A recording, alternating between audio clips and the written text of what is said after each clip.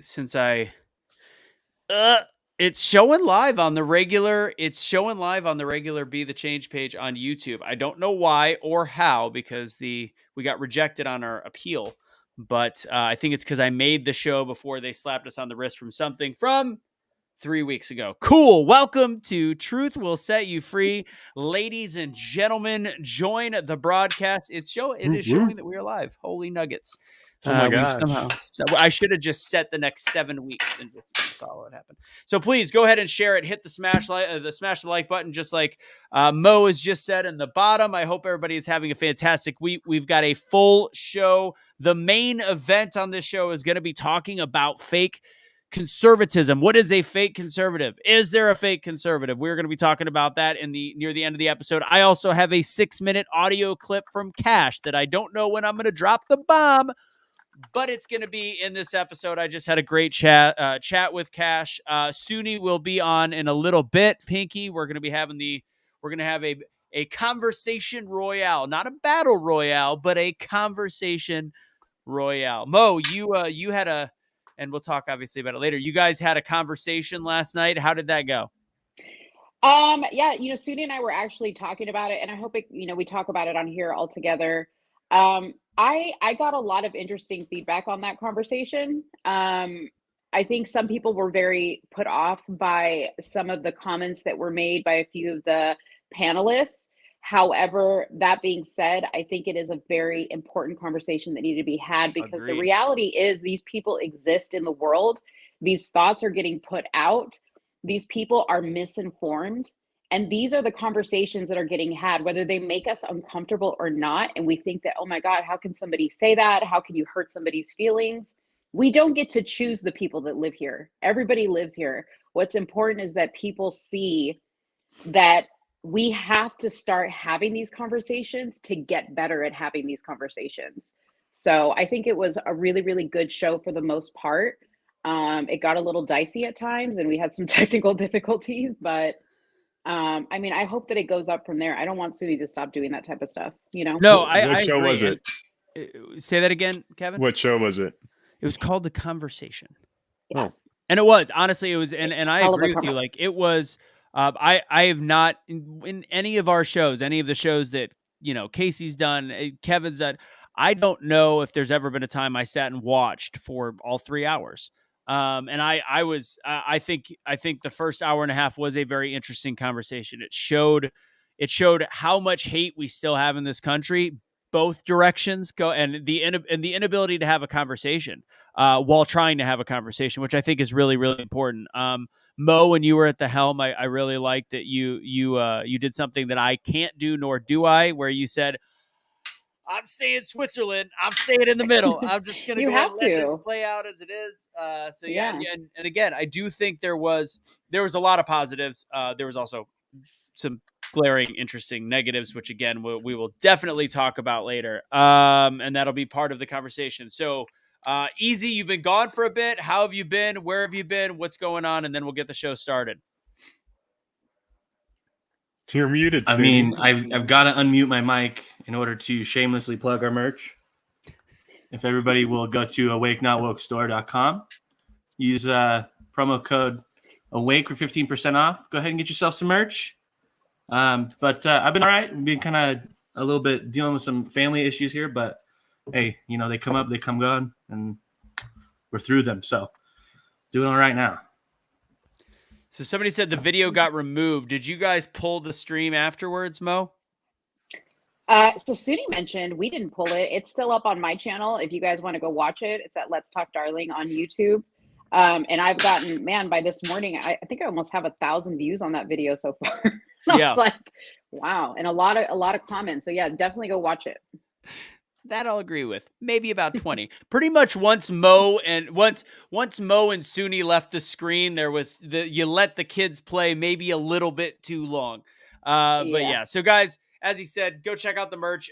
We are fully demonetized from every platform. We have been warned by everybody and their mother, including YouTube. So if you can be a part of what we do and help us, there is a Patreon at the bottom. please help us out. Hook us up. $5 a month just to keep supporting what we are doing as a minimum. If you want to give more, we love you for it. I will send Casey to your house. He is apparently very gifted with his mouth. Anyways, let's go ahead and get the show started. It's time. It is time for Truth Will Set You Free, episode number 83.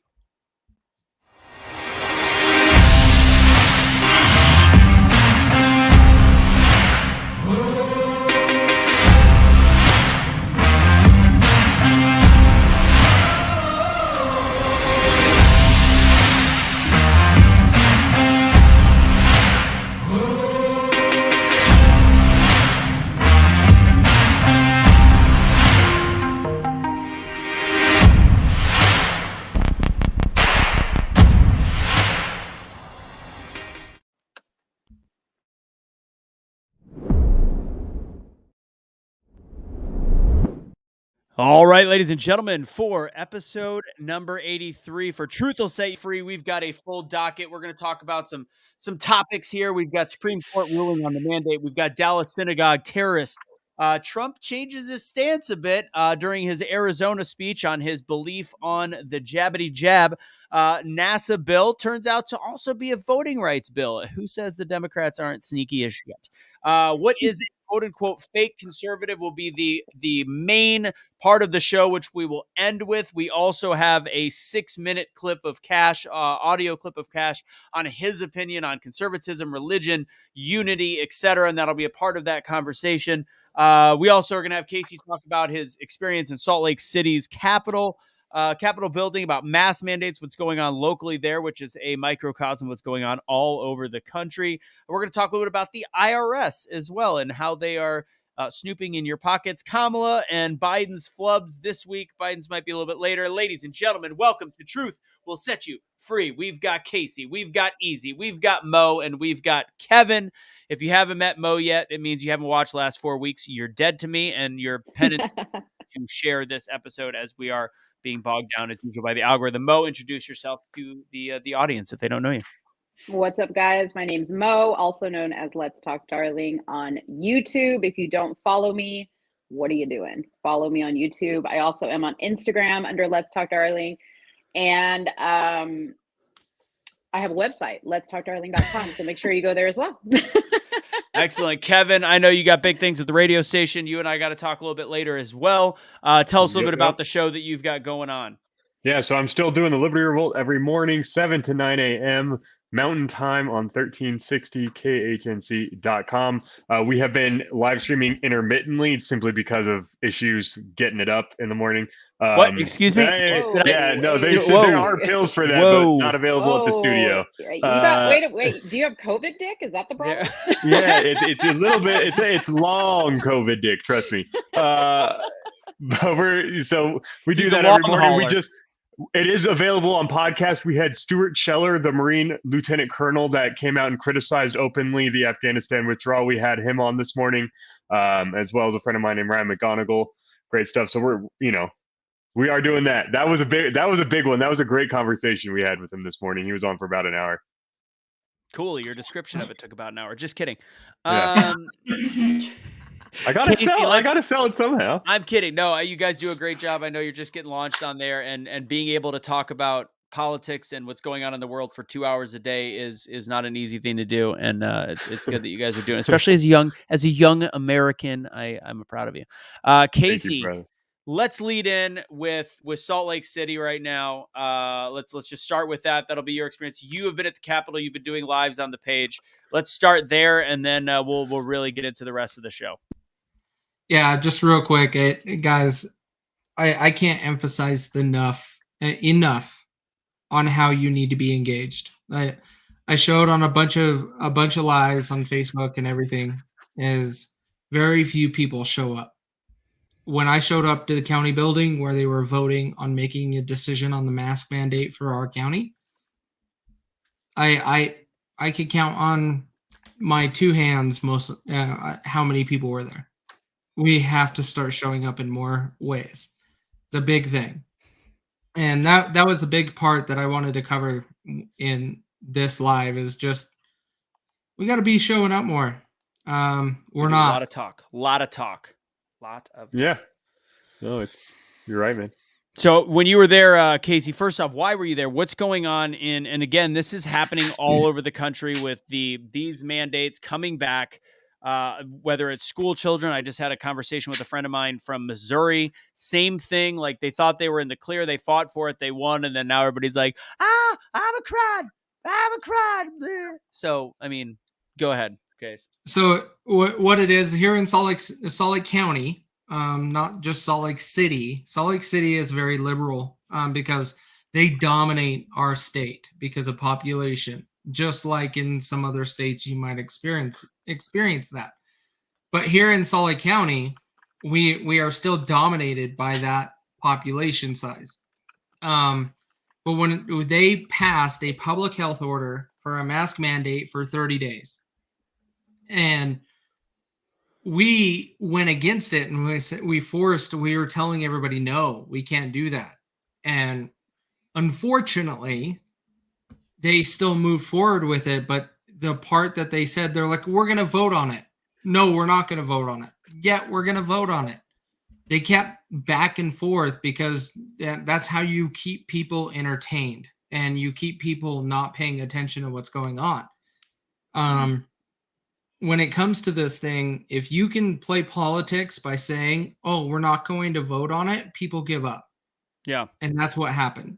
And I went down to the Capitol today, as some of you might have seen. When I was going down to the Capitol, our legislature started. Like, we have part-time legislature, and met with a lot of them, shook hands with a lot of them, and a lot of them are going to remove rights and powers from the public health department again. Like, we did this with the governor last year. He extended a executive order from 30 days to 60 days, which is unlawful in Utah. And now we're trying to do it again. We're trying to put a public health order in place. And then I bet you we're going to try to extend it. And that is where our legislature needs to come into place. Our legislature is our local house and our local Senate. And they need to take back that control and be like, not so much. So how and do right they? now So, it's in place. how do they do that? That is always the question. We say the legislature. Yeah. So these are the elected officials. They actually have to speak for the people. So how do they speak for the people when they're just part of the status quo? Again, this is always a question I have. Does it actually make a difference if people call the local officials, and what local officials do they call? Yes. Thank you for asking that. You've got to contact your local officials. So, for example, each city and each county, or not county, each city has their representatives in that legislature that you need to contact. So some cities are so big, like my city just got granted more because of the census, but you should be looking it up. And I will. How do you find it? Like, so would it be local government? Like, are we looking for local? Yes. Like local Senate, city, like Yeah. what positions exactly? Talk to your Utah local House. GOP. Yes. Utah GOP is what he's talking about, but it's the House of Representatives of your state and the Senate representatives of your state. Those who make those decisions. Those are who actually vote on these things and put bills in place. We did it last year. We took away rights from the governor and we said, you abused it. We're not going to give it to you again. And now we're going to do it with the public health order and someone that actually wants to restrict rights. By the way, I haven't released it yet because I'm still trying to confirm. Looks like she was exposed and walking around without a mask within her county. They all are. Of course. Well, it's impossible to wear a mask all the time, and that's why this whole thing's a friggin' joke. So to kind of wrap this point up, Casey, I think, and you and I have talked about it, we have a lot of the websites and the Mandate USA, whatever it is. I think really because the core concept is, who do we write? How do we make it easy? It's not easy to find this. It's not easy to go online. I think Mo talked about it earlier. You can figure out, if you look up taxes, you can't figure out where your tax dollars goes, but you can figure out where you have to pay taxes. It's the same thing with government. You can't really figure out who's going to make a difference. Maybe with one of these websites, we create a search engine that is very specific. If you want to write your local if you want to write your local officials, whether they are left or right, red, blue, purple, green, you have an easy way to find it because it's not easy right now. So when you do find it, like Casey's local, he's got friends that are in the Salt Lake City area. Eric is local as well. Find it, post it on your Facebook wall and say, these are the people you write. This is how you write them. Create a template. Bam, just like that. That is how you start forcing them to do it. Kevin, go ahead and then we'll move on. The next most important, you want to talk local? Casey, you want to talk local? Anyone want to talk local? I can give you the strategy to win any local election. Knock the fuck out of doors. Excuse my French. Sorry, Nancy. It is the hardest part of the job. It is the thing no one wants to do, and it is the single best way to win local elections and drum up support. Knock doors. Saturday, Sunday, doesn't matter. Your community takes notice when their community members go out and care about these things. Knock doors. Except for Kevin, because he's not allowed within 100 feet of a Chuck E. Cheese. Totally different story. That was because, like, I swear to God, it was just pee. Okay, Jesus Christ. All right, moving on. Let's go ahead, Mo, and then we'll have a little humor. We'll do Kamala and Biden and the clown show that they are that running the whatever. Mo, talk, and you had a live today, and you know what? Before Mo talks, do us a huge favor. Let's get the algorithm going because we are somehow at an all-time low for Truth Will Set You Free. We got about 85 people watching. Do us a huge favor. I need you to either hit the like button, hit the share button, all of the above, and then everybody at the count of 3, and we're all going to do a countdown. 3, 2, 1. You're going to do #BeTheChange. #BeTheChange. Ready? 3. Put your hands up. Oh. 3. Oh my gosh. 2, 1. #BeTheChange. Do it. Be the change. Thank you for not asking us what our profession is. Yeah. I'm not going to talk about. I'm not going to talk until I get 48 #BeTheChanges in the comment section. Oh well, we got or time however to go. many. Let's go. There we go. Tabitha wins. She's got the lead. Nay is on there. Kat. I never know how to pronounce her name. She's how I learned about. She's killing it, by the way. Kat is killing it. She is how I learned about the Witchamahoozy, the NASA bill. Holy gosh, that's ridiculous. Which we'll be talking about shortly, and then of course we'll be having. We're gonna have the 6 minutes from Cash. All right, you got a decent amount coming in. We trust that more will come in. Mo, tell us a little bit about this IRS hot steaming pile of garbaggio. Yeah. Okay. So I wanted to talk about this because I've known about this when they were trying to get the American Rescue Plan passed, right? I remember hearing about this idea that they were going to start monitoring transactions in our bank accounts. That was the initial statement, I believe, when they were talking about the American Rescue Plan. I need people to know, they have passed this, okay? The American Rescue Plan was passed, and what I'm about to talk to you about is in effect as of January 1st of this year, okay? So if you do any type of commercial business, which by definition, I'm going to read to you, a commercial transaction is an interaction between parties in which parties exchange goods and services for payment. Okay. So, a lot of people are doing business through Cash App. You got drug dealers selling stuff through Cash App. That's how they're, hookers, they go do a trick and then, hey, Cash App me the money. People are selling feet. What kind of trick? Like juggling, or what kind of trick do you do? Okay. Whatever. Hey, Nancy doesn't want to hear that. Nancy does not want to hear that.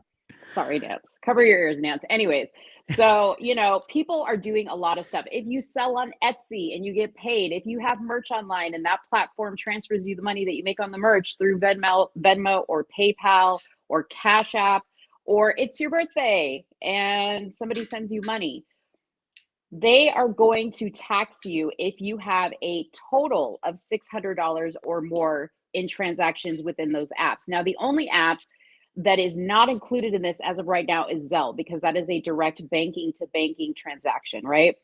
The misunderstanding that I'm talking about is people understood it as, oh, this only applies to businesses, or it has to be a total, an actual transaction of $600 or more. No. So if through the years somebody sends you $100 here, $10 here, $400 here, let's just say you go buy concert tickets and you tell your friends, hey, everybody Cash App me the money, I'll buy the tickets on my card.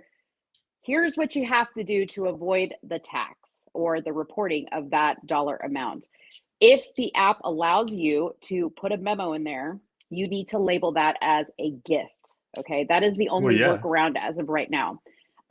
So if you have kids in college and you send them money through Cash App, label it as a gift. Okay. If you're dealing with a platform that doesn't allow you to put a memo in there, don't go through that platform. That's what I'm going to say. I think that this rule is going to be an administrative nightmare for these platforms. And somehow, some way, they're going to pass the burden onto us. Okay. Well, of course, there's tax dollars that are now they're trying to hire 40,000 more IRS agents. Oh yeah, it's 25. huge. Oh my God, yeah. It's not to 70. process your taxes. It's not to process your. It's to monitor your transactions. Now the other. I think it's 70,000. They're going to double the size of the IRS. So would this Mo? Would this be considered a trick? Massage, facial, nail? No, different. Okay, go ahead. Hey, you know what? When I go get my hair done, I pay my doesn't say gal money for shot. Venmo. Oh, not it's okay. Oh, facials like a cream peel. Got it. Okay, my bad. All right. Yeah, I heard they're hiring 3.5 million new employees. Wow. So anyway, I'm gonna take a little bit of a different approach here. How was our country founded on and paying for everything? Tariffs. Tariffs? That's the only thing? There was no power to tax. Who was going to tax? No, it was founded on sales tax, right? No, it wasn't. Originally. It was. I mean, that's how they funded it was the original tax, but that was not founded with our constitution. It's a tariff system is what's allowed. Well, it was, but that was the original funding of the federal government, and that is true. So we exposed a loophole, right? And that's where I don't like paying more tax. I don't. I'm a libertarian, like F you. But you're about to say you're going to justify them. I'm getting there. Shut up. You're not. Sales tax is logical and should be paid. However, property tax and all of these other taxes that we pay in our life, registration of your vehicle, and all of these other things that we actually pay, driver's license fees, those things, no, they shouldn't exist. But sales tax alone should exist. Do you agree or not agree? I get what you're saying, but a lot of the fact that it's going to be so difficult to track, I think, is the biggest issue. This is also another question. Invasive. It's invasive. It's a big question. Yeah, we've found a minor loophole. Granted, I could also argue about the fact that right now I'm at the tipping point where I don't want to pay taxes because I believe as though we are living in a country of taxation without representation. Wait. We're talking of sales tax. Sales tax is a local thing. It is based on. It's supposed to be specifically only a local thing. There's a reason why states don't even have it. Some of them. But this is the whole issue with, give them an inch, they take a mile. Let's not forget that when the internet began, and this is a perfect example of what's happening with the jabbity jab and all the mandates, is several years ago, all of a sudden they decided with Amazon shipping or with eBay and different things, or online stores like Awake Not Woke store, if it was 4 years ago, if we were sending outside of Texas, we wouldn't be paying any sales. Nobody would have to pay sales tax. It wouldn't be collected. That changed one by one. So they found a way to keep finding a way to, was that big of a deal? Maybe not. It kind of makes sense. It's sales tax, but now it's getting to a point where, again, these same things, where it's gotten to a point where it's invasive. If it wasn't costing us just as much money to check on it, then maybe we could have a discussion. It's literally a net even for the government. So really all it's doing is screwing over the individual and providing federal jobs, which go F yourself. So right. The sales tax is unethical, and it's unethical first and foremost. And I don't know. I think property tax is not ethical. I think why is property tax not ethical? Yeah. It's biblically wrong. It's constitutionally it's wrong. I mean, it's once you own the land, you own the land. There's a huge and let me put it to you. What if my business owns the land? Should I pay sales tax on my land? What if you let Mo finish her question? Yeah. How about that? My point wasn't done. Listen, no, but in Dallas, okay, when you pay property taxes, you pay something called the Robin Hood tax. Okay. The Robin Hood tax is to pay for the school districts in El Paso, because they're underserved or whatever, or they're low income. I don't know what it is, but we pay taxes in our property tax to go towards that. That's not fair. No. You want to know what Utah's Especially doing considering every year? a bunch of illegals come across the border to go to school in El Paso. And they get to vote. Casey, go ahead. I want to add just to what she's talking about is Utah is doing it a little bit different because we have state-ran liquor stores. I don't know what it's like in Texas, but in Utah, the fuck is state-ran liquor stores? Hey, TABC, stop. Texas, yeah. Let me get there. Precisely. All right, but when it comes to our state, we are supposed to take all of the excess money we make from those state-ran liquor stores and put it into education. We do nothing with that money. It goes into other people's pockets. Yeah. Exactly. And they beg, borrow, and steal throughout the state because, I just saw Chad Prather talking. He had a great point. The state budget has to be the state budget. It has to stay the same. So even if part of Dallas isn't using their money, they're going to send it to El Paso. That means your tax dollars are being spent in a different part of the state or a different thing, different reason. Municipality, like it ultimately is there just spending to spend. Anyway. Colorado has the taxpayer bill of rights, and it is one of the few amazing things that remains about this state. Every tax increase that the legislature wants, every extra dollar, we get every extra dollar back that we pay.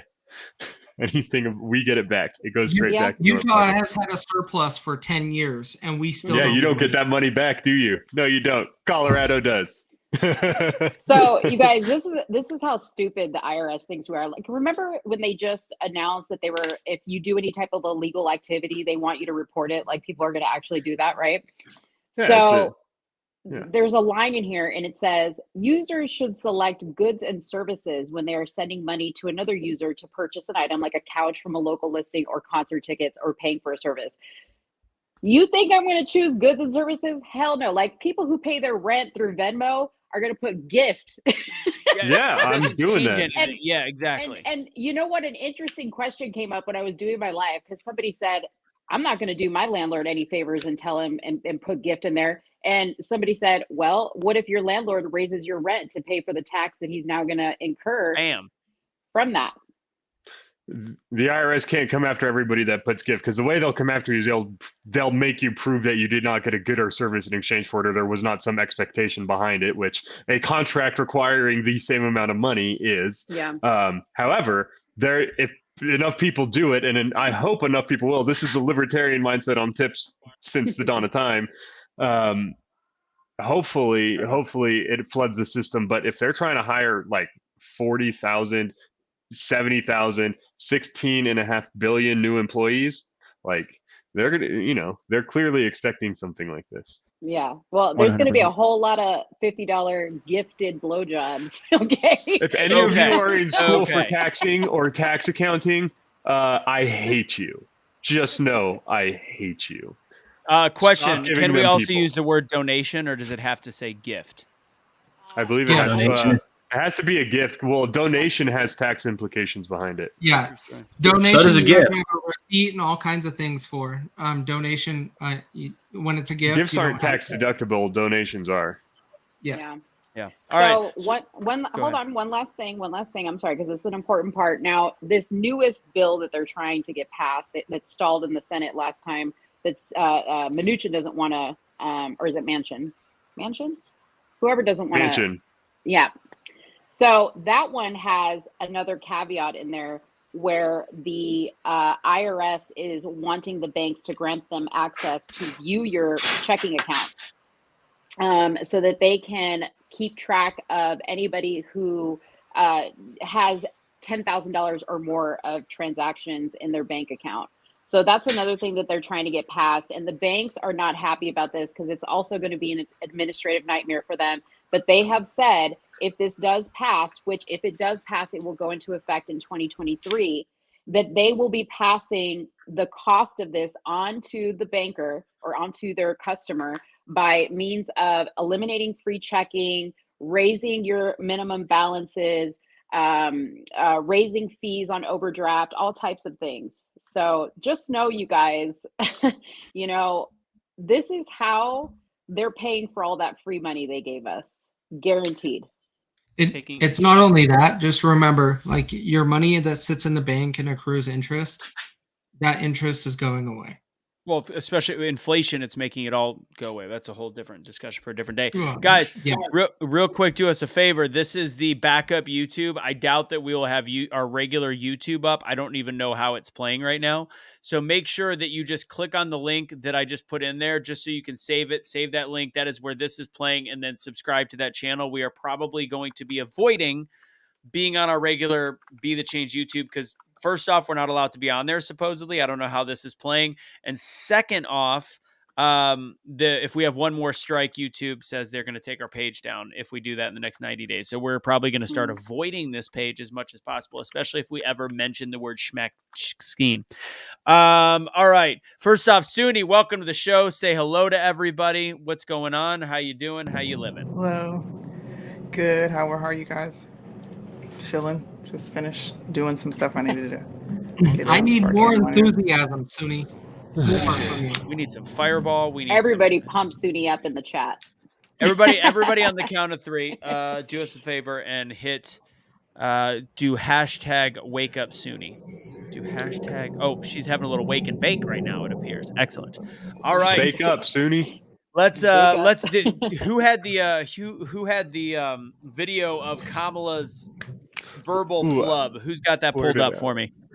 So this week, if anybody doesn't know, while Kevin's finding that, Biden actually, this is an old clip apparently, but I guess it was apropos during MLK, during Martin Luther King Day. But apparently it was in 2020, which I don't know what's worse. And I'll let you guys actually, you know what, after the wake up Suni, let me know what you guys think is worse. If this was on Martin Luther King Day or 2020 before Biden somehow got elected, saying that George Floyd had more of a global impact, his death, than Martin Luther King being assassinated. When I found out that was in 2020, all of a sudden I was like, I think I remember this, which makes it even worse that a man like that could be elected. But what do you think is worse? Go ahead and put that in the chat box. And then Kevin, if you've got it ready, let's go ahead and throw this video up of Kamala sounding like Joe Biden. Here, let me get you guys. There we go. Right. I'm just gonna warn everyone. I just might throw up again. Okay, hold on. I gotta start it one. over. Though they're going to go out shortly. They've been ordered. Though they're going to go out shortly. They've been ordered. I have to look at the current information. I think it's going to be by next week, but soon, absolutely soon. And it is a matter of urgency for us. Should we have done that sooner? Oh my God. That's not the right clip. That's not the right clip. We had it on the show. I gotta find it. Give me one Kevin, second. you have want it, I one have job. I did a reaction to it. I don't know if you want to see that. Yeah, play the reaction. That's But fine. but it's just Kamala giving her stupid ass answer. It's like, and Excuse me. such as the national anthem, because we should be prepared. No, I'm just kidding. It's not that bad, but it's What? Oh, okay. pretty bad. I'm making it up. That was a pretend Joe Biden quote. Oh, I think I got it here. I got it here. Okay, you had one job. You're gonna say if you first you don't succeed, you try again. I know. I got it. Forgive him. He's young. Everybody. All right, throw it up there. It's time for us to. There it is. That is very Dude. quiet, isn't we it? have been doing. No, we and can hear it. that's every day. Okay.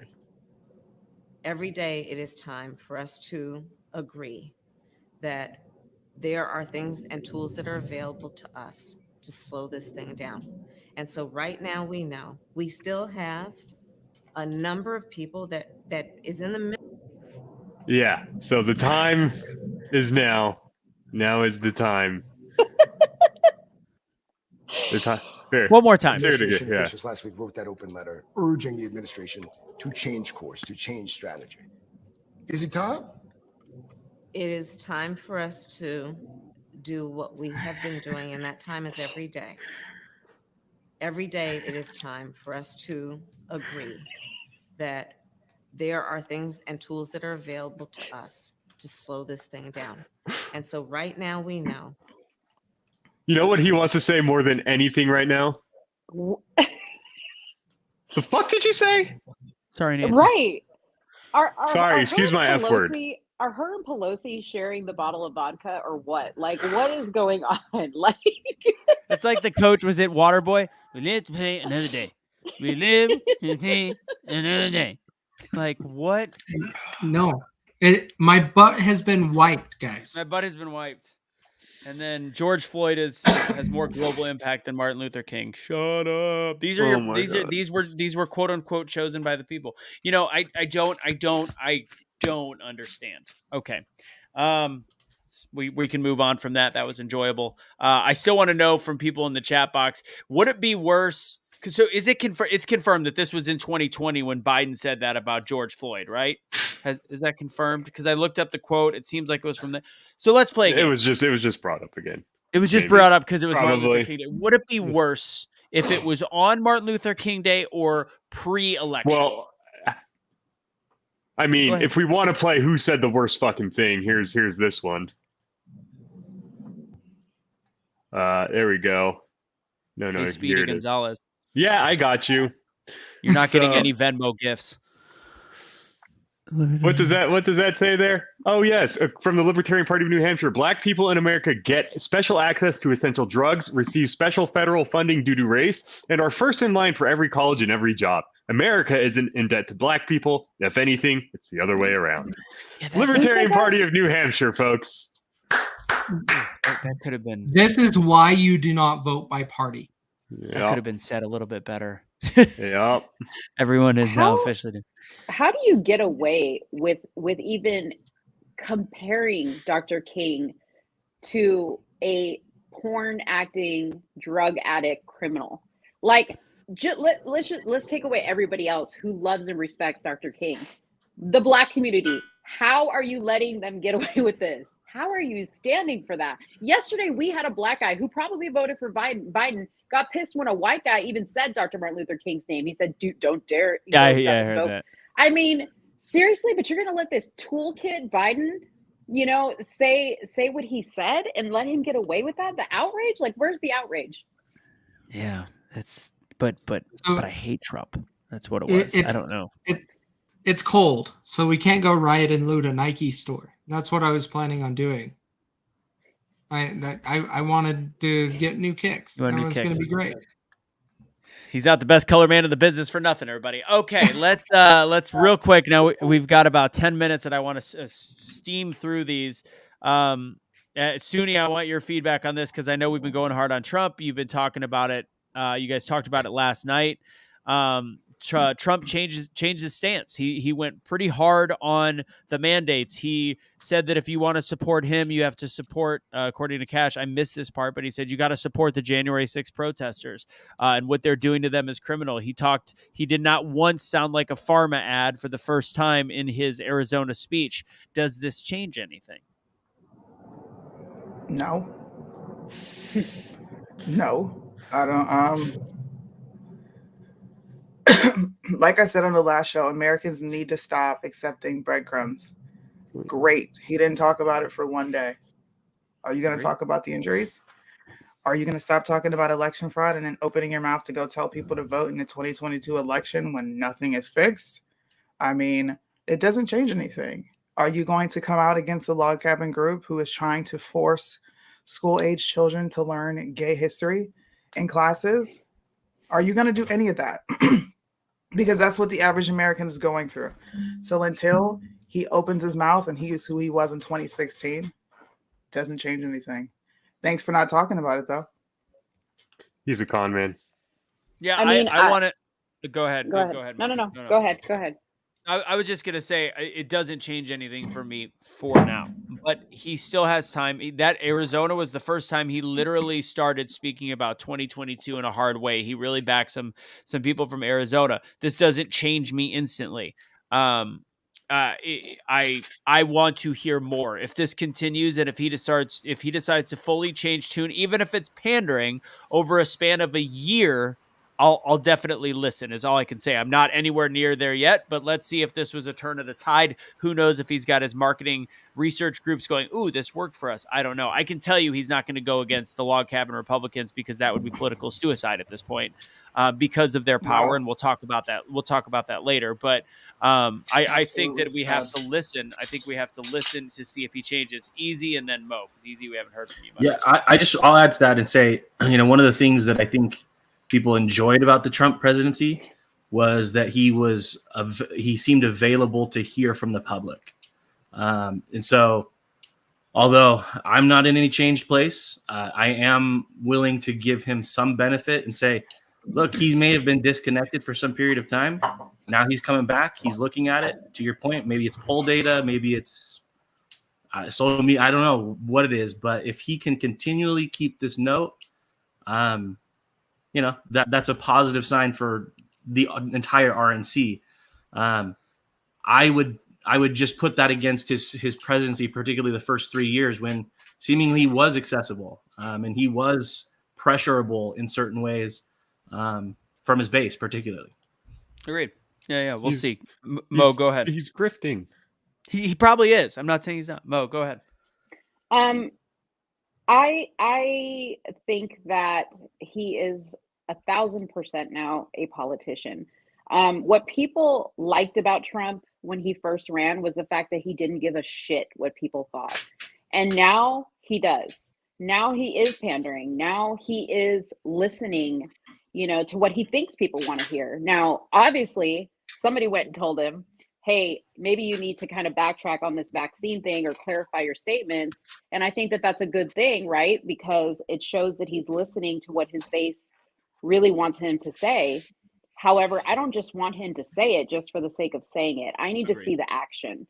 Okay, so, and I was never one of those people, that said, hey, he said that, I'm done voting for him. I'm not doing that. I'm not going to do that because right now the situation is so dire.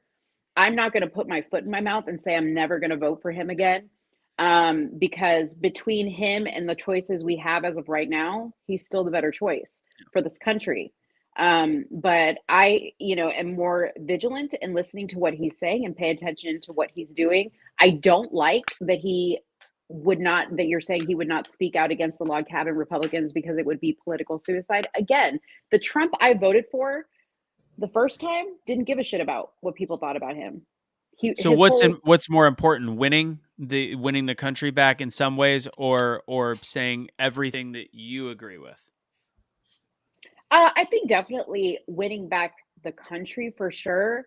I don't have to agree with everything he says. I never did to begin with. There was a lot of things he said and did that I didn't like, and wish he would have done differently. And I hope that he works on some of those things. But now he definitely has a lot more things on his list for me, Well, the country there's more spiraling. expectation. Yeah, absolutely. No. And I think it's up for more of a discussion. And this will transition because where was this comment? Bum. I don't see the point in voting. I disagree. And this is going to lead us into our next point, which is the NASA bill, which NASA means space. Why is it a voting bill? So the if anybody hasn't paid attention, Kat Kamak, whatever, did a very interesting live, and then I went and did some more research. There is a NASA bill that's on the floor that has in some ways passed the House, and they have shuffled the John Lewis Voting Act and the H.R. 1 Act underneath the umbrella of NASA. They're finding a way to correlate it based on NASA, whatever. There is a legal way that they are doing this. Why is this a big deal? First off, they're taking all the voting rights, putting it under a bill.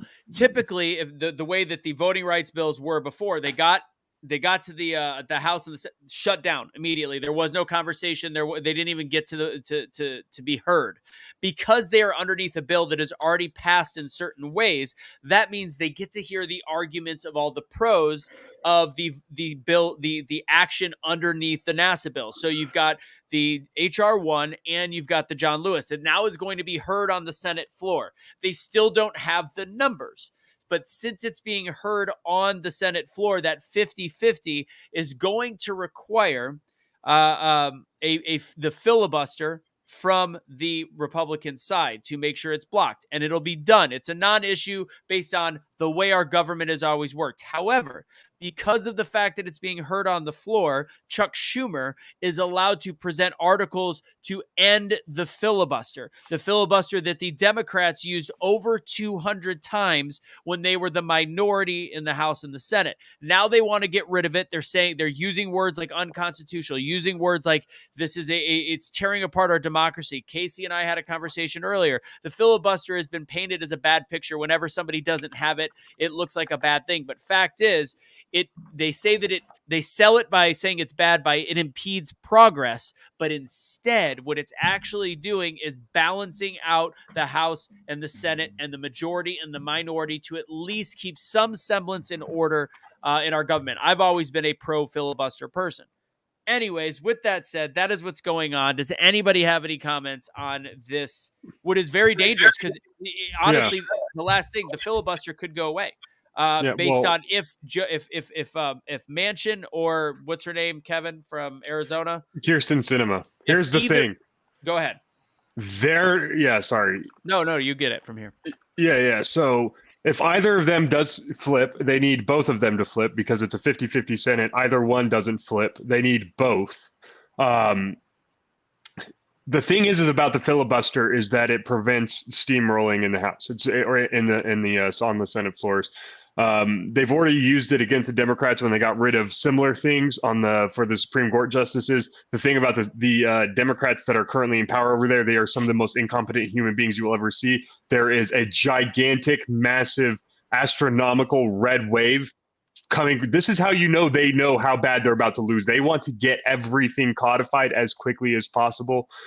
They want to get rid of the filibuster to do it, because they know they need to get it done in such a way that the red wave cannot come in and use that same tool to eliminate everything they've done, or they want it to eliminate everything they've done because they'll have done, because you know what, they're all the same establishment. They know these policies are absolute trash, but they like to spew them in order to win elections. They're all lying sacks of crap, and at the end of the day, they want to get rid of the filibuster so that they can get a win and pass all their stuff. And then when the Republicans come in 2022 and do absolutely nothing about it, just like they've done everything else Republicans have ever advanced. Can anybody tell me what all is, some of the key tenets of the John Lewis and HR 1 that are incredibly important for the Dems to maintain control of voting? Yeah, so it codifies basically mail-in voting. It starts to federalize voting, which is specifically a power that the founding fathers did not want the federal government to have. Yes, you should never have a federalized election. If you do, you're going to see the way the other countries are ran in the world. Our government should never run those things on a federal level. It should always be local to where it's controlled and it's managed from that level. And you elect officials, you elect people, and you put people in positions to ensure things are done properly. We cannot have a federal anything, police, election, or any of that. That is not what America is about. America is about supporting each individual state and making sure they do the right thing and allowing them to do those things that represent their constituents. If you start federalizing anything, you are taking away from America and the Constitution. Yeah. We'd be the little details are, it would legalize ballot harvesting. It would not require IDs based on state rules. So it would actually push that on the states, which therefore means that the blue states will certainly say blue. And let's not forget about the fact we've just had tens, if not hundreds of thousands of illegal immigrants that have not been apprehended and are in the United States that will be able to vote, and which way they're voting. So it is the mass way for them to continue to have control and not allow the true voice of the people to be spoken. So I have a question, and forgive me because I got a public school education, but what does this have to do with NASA? So again, Nothing. it's politicians sneaking stuff into bills to get it voted for. They hide it from citizens. That's what politicians do, is they put a fancy little label on it, and then they'll vote on something completely different. Easy. Do you know why they did it? I don't know specifically why they did it, other than to gussy it up and make it look better or like important in some way. I would imagine NASA pulls resources from federal grants as well as the federal government, from our taxpayer money. And so it's interesting to me that they would pile this in with NASA. But my gut tells me that it's just no different than a pork spending bill. So where it's just everything at once, and we're going to call it It's no better. It's no bit different than the Build Back Better plan. It's just this is NASA, and so people are going to look the other way, and this might be thinking too deeply into it. But I could see a lot of Republicans voting for a NASA bill. So, and so if it's just trickery, it's everybody knows what it is, but the reason they just want it because this NASA bill already gets to be heard on the floor of the Senate. Right. But the reason, so this is the exact reason that they were able to use NASA. A recent bill meant to facilitate NASA raising money by leasing out underused facilities went in the direction of expanding the right to vote because they're going to be using these underused facilities potentially for voting centers. So wow, it's all just government trying to cover up their garbage. Remember, it is racist to ask someone for their ID to vote. Yeah, and the only positive in the actual, I agree that the voting should be a national holiday. Like, I don't get who cares. It should be. Make it a national holiday. Why can't you just make? I don't know of a single Republican that would literally vote. I don't get why anybody would vote against a federal holiday on voting day. Anyways, moving on. Half of Americans have below average IQ, and these people most of them are in political office. I don't want these people fucking voting. Jesus. All right. Supreme Court rules on the mandate, as we all saw. I'm just going to zip through these unless you guys have something really important to talk about. And then let's get to the meat and potatoes of the show. Let's see. Supreme Court rules on the mandate, which honestly, as we're seeing across the country, unless the state rules on it, it really doesn't matter. So they're not required. OSHA is not requiring 100-person or more private business to mandate it. But state laws can force you to not mandate it. So that's really it comes down to what state do you live in at this point. And most private businesses that live in blue states are like, screw it. Let's just have everybody have to get jabbed. So although it was a big ruling for the future of court cases in regards to government overreach, it was a big thing in that. But in the end, the mandate really doesn't mean much. And the fact that the mandate stayed in place for medical professionals sucks ass, and there's a couple judges on the right that flipped over. Real quick, the Dallas, does anybody have anything to say on that? Do you guys want to say anything, or should we keep going? Plow through. Dallas synagogue terrorist as the only partial Jew on the stage. I find it fascinating, and this again goes to this culture where we talk so much about race if it pertains to the actual narrative. You know, they talked a little bit about the guy, he was Islamic, whatever, but he's being deemed in the media as a UK national. A British national is the one that terrorized the synagogue in Dallas, held hostages, tried getting his sister released. It sounds like even his sister was like, I don't want any part of this. Like, I'm good. She's locked up in prison. She's like, I don't want any part of this. And he's an Islamic terrorist. And we are continuously hearing them talk about the January 6th protesters as domestic terrorists, yet you can't get them to squeeze the word out of a person that was on a watch list in England that's in the United States, was allowed to come here. With people were warned about his behavior, and they're still going, well, British national with Islamic ties. It is amazing the lack of Islamic phobia in the media. Anybody? Are we good? Meanwhile, we're the terrorists. FBI. I believe the FBI reclassified this today. I'm going to try and pull up an article. Backtrack. Yeah, he was only trying to get Lady Al Qaeda freed, not a terrorist associated thing. However, the identity politics game I'm enjoying. What are you pulling up, Easy? What do you got for me?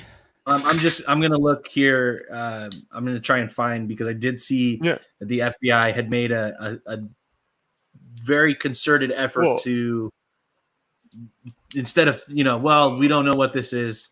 They came out with a public statement and said, okay, this is clearly ethnically motivated. So let's put it this way, guys. This does not fit the this does not fit the definition of domestic terrorist. Okay, he was not anti-government. He was not.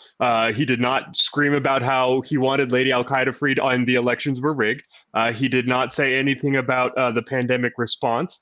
He has not called on. He has not made any mentions of January 6th. So, guys, this guy was not a terrorist. Okay, you're forgetting who the terrorists are. The Trump supporters. Exactly. All right, guys, let's have the convo. Sunni, I want you to lead it off. I know that we talked a little bit with Mo in the beginning about last night's show. We talked a lot about the positives of the show, just the fact that it's a much needed conversation. 100%. We talked about, the moderation, all that. Easy. Go ahead. Sorry, I don't mean to hijack the conversation. I just want to take this back because this is new information for me even today, which is that the FBI Joint Task Force put out a statement saying during the negotiations with law enforcement, the hostage taker, Malik Fasala Kram, spoke repeatedly about a convicted terrorist who is serving an 86-year sentence in the United States on terrorism charges. Yeah. And this is a specifically terrorist-related matter in which the Jewish community was targeted. So that is the tune that is changed drastically from, well, this doesn't seem like it was, motivated by hate. Well, no, they did say it was motivated, to be very clear. But the fact is, this was a terroristic event, and it was a terrorist attack. All right, let's get going, Suni. So we talked about the show a little bit, and I know that you came out definitely hot last night after the show, whatever it is. And again, I do think it was when you and Mo were on the show. I think it was great. And I think it's an important topic to talk about this conversation. I know you want to talk about what is a fake conservative? What are we doing about fake conservatives? Is there a fake? What is the definition? I will let you take it from here. Sorry, you just put me on the spot. I don't This is know your where part to of the start. show. You wanted to talk about fake conservatives. Why don't we define conservative? Conservatism means you believe in conserving and preserving traditional values. This is what it is. You believe in the core tenets of this country. You believe that the Constitution is definitely based on a lot of biblical texts, as well as the country's foundation. It is what it is. There's no getting around it. Okay, so I think it does a disservice not only to the movement, but there needs to be a very vocal attempt to help people understand that conservatism and MAGA do not go together. They are not one and the same. Just because you are a Trump supporter doesn't even make you a conservative. Trump is not even a conservative. True. Trump's not even a Republican for that matter. So everyone's wanting to walk around and call themselves conservatives without actually living conservative lifestyles. And it becomes a problem when conservatives speak up and say, well, you're not exactly living how conservatives live.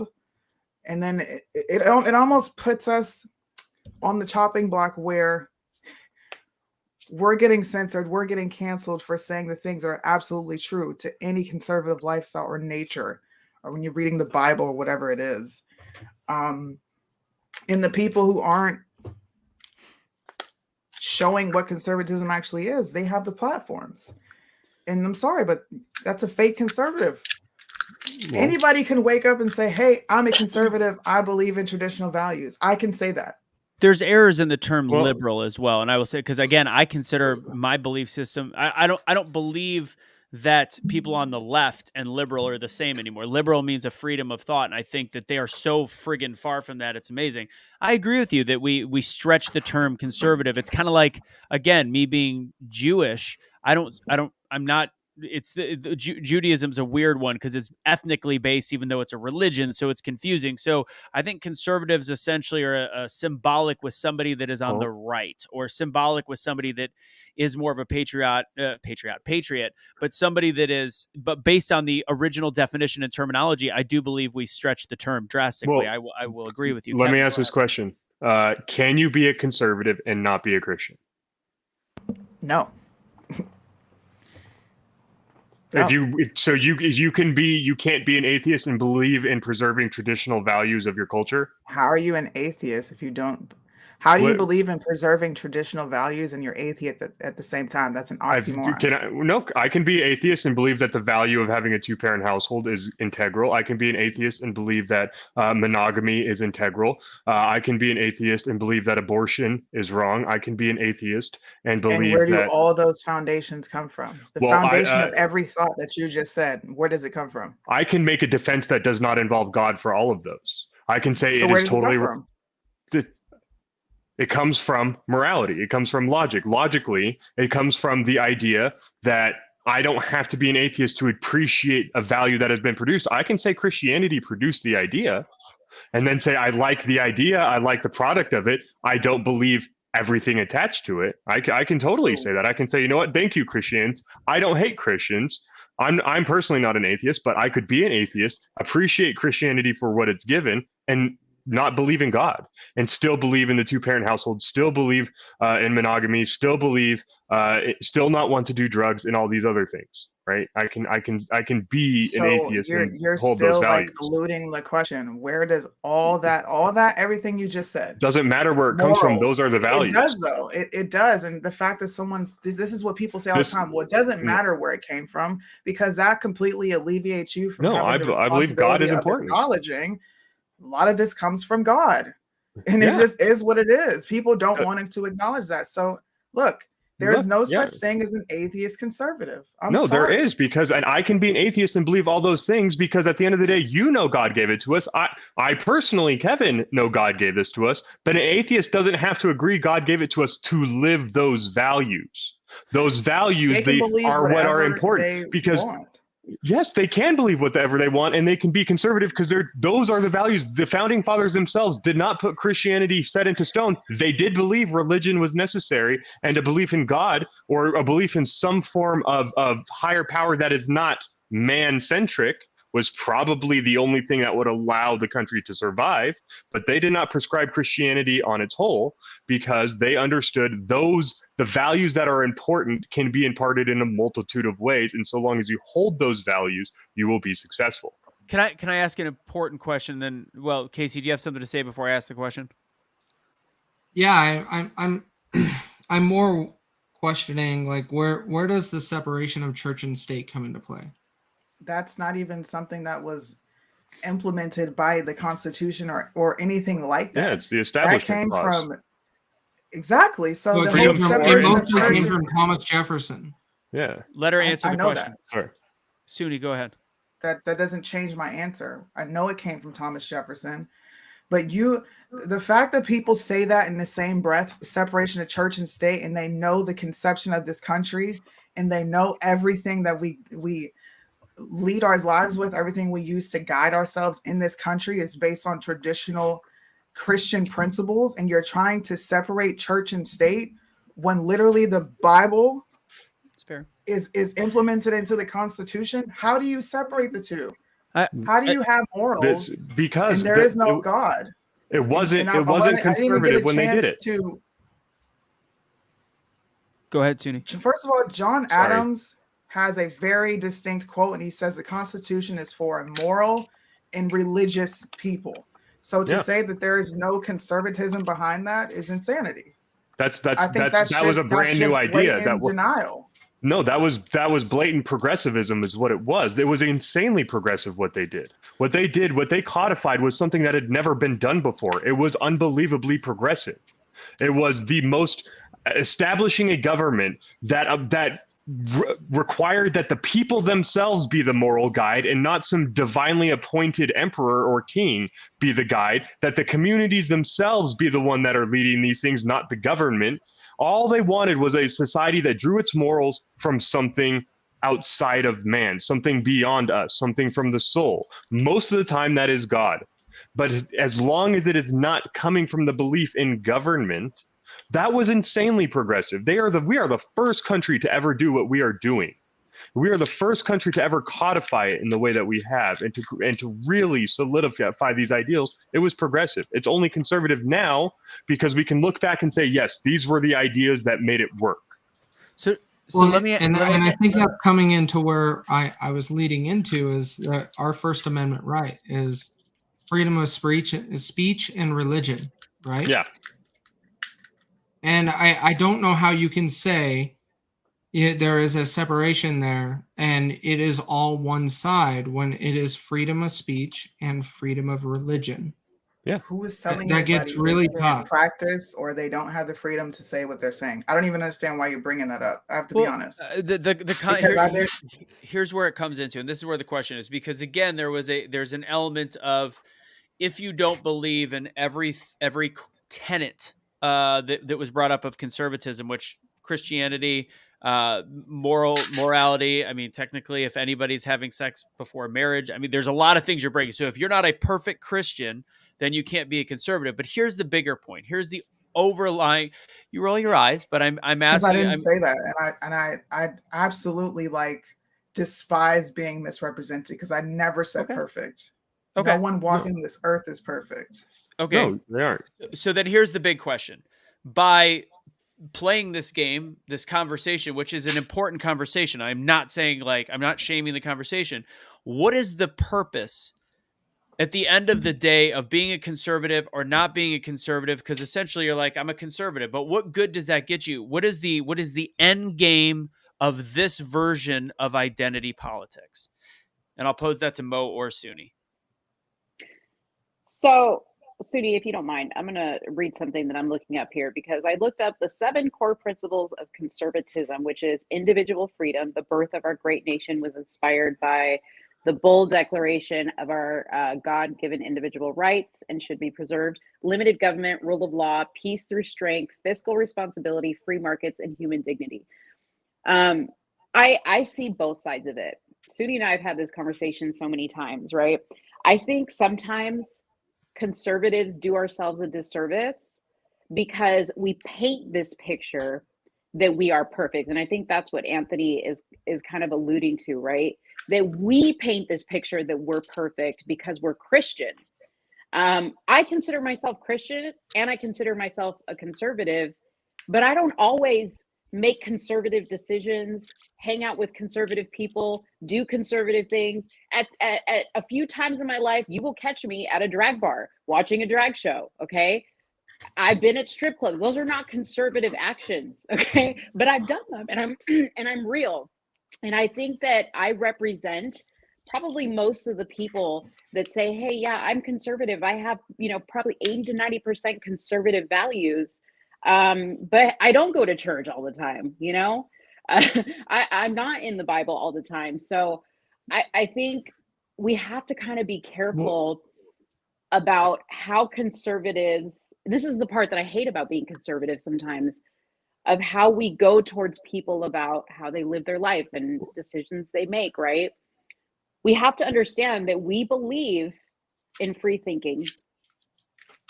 And we have to also accept that everybody has the right to think which how is they want to think. One of the core tenets, which is the God-given right. Whether you believe in God or not, you have that God. We believe that we have that God-given right. Kevin, go ahead. Yeah, so the reason why I'm pushing on this is because we have to identify what it actually is that would make some, because there are absolutely fake conservatives out there, and you guys are able to actually identify them pretty spot on, but it's being able to actually identify the values that a conservative must have first and foremost in order to even be considered a conservative. Now, if only one, it's a long checklist, right? If you have to get 100% on that checklist to be a conservative, very few people are. That's why it's important to be able to say, can one be a Christian and a conservative? Yes, they can't be a Christian conservative, but they can be a non-Christian and conservative.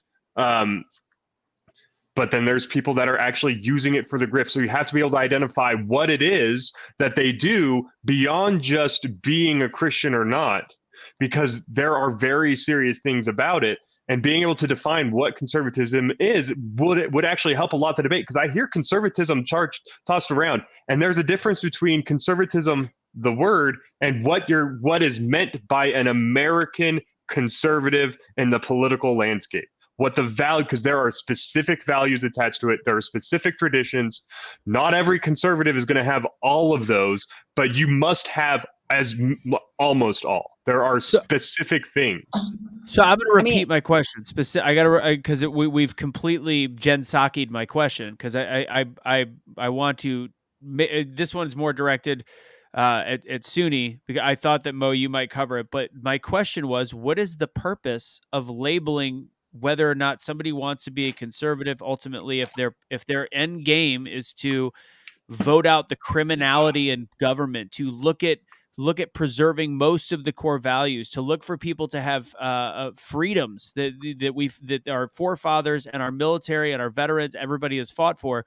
So what is the purpose of labeling people whether or not they are a conservative or not? Why does it matter? I don't label people conservatives. People attach that to themselves. So why does it And matter if they want to be a conservative or not?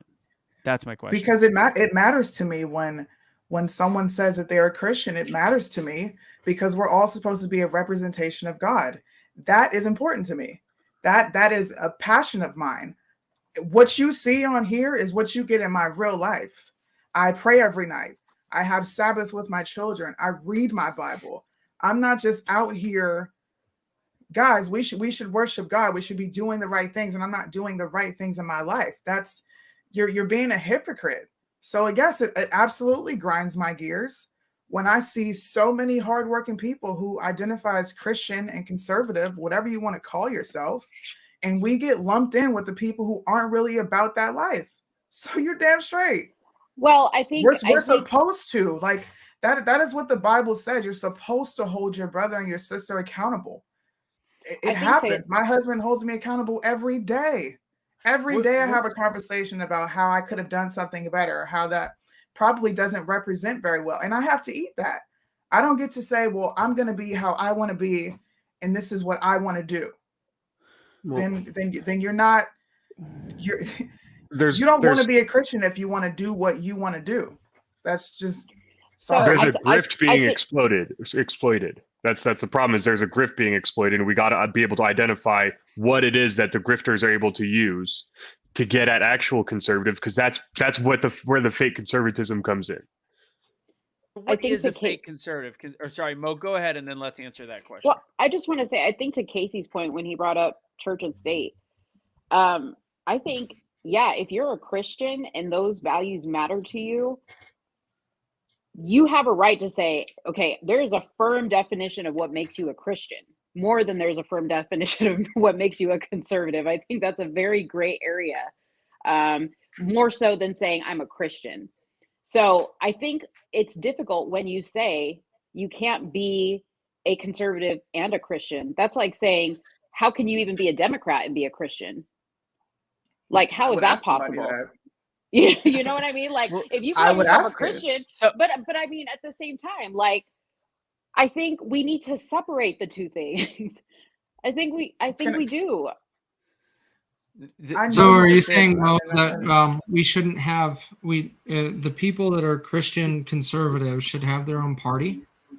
Well, all Christians should be conservative, but not all conservatives should be Christian. Need to be Christian. We're still not answering the main question of why does this matter so much when at the end of the day we have to. I did. If that answer doesn't suffice, then I don't know what else to say. So what your personal feeling, your personal feelings and belief system in your Christianity is more important than the overall overreaching conversation that needs to be had in order to win an election in this country. And it sounds silly because God is a much bigger than politics. I understand that, but when our country is run by politics, who cares if they? I mean, just it's words. It's a you know what? Some it's people, a grift. Some people aren't willing to sell their integrity out.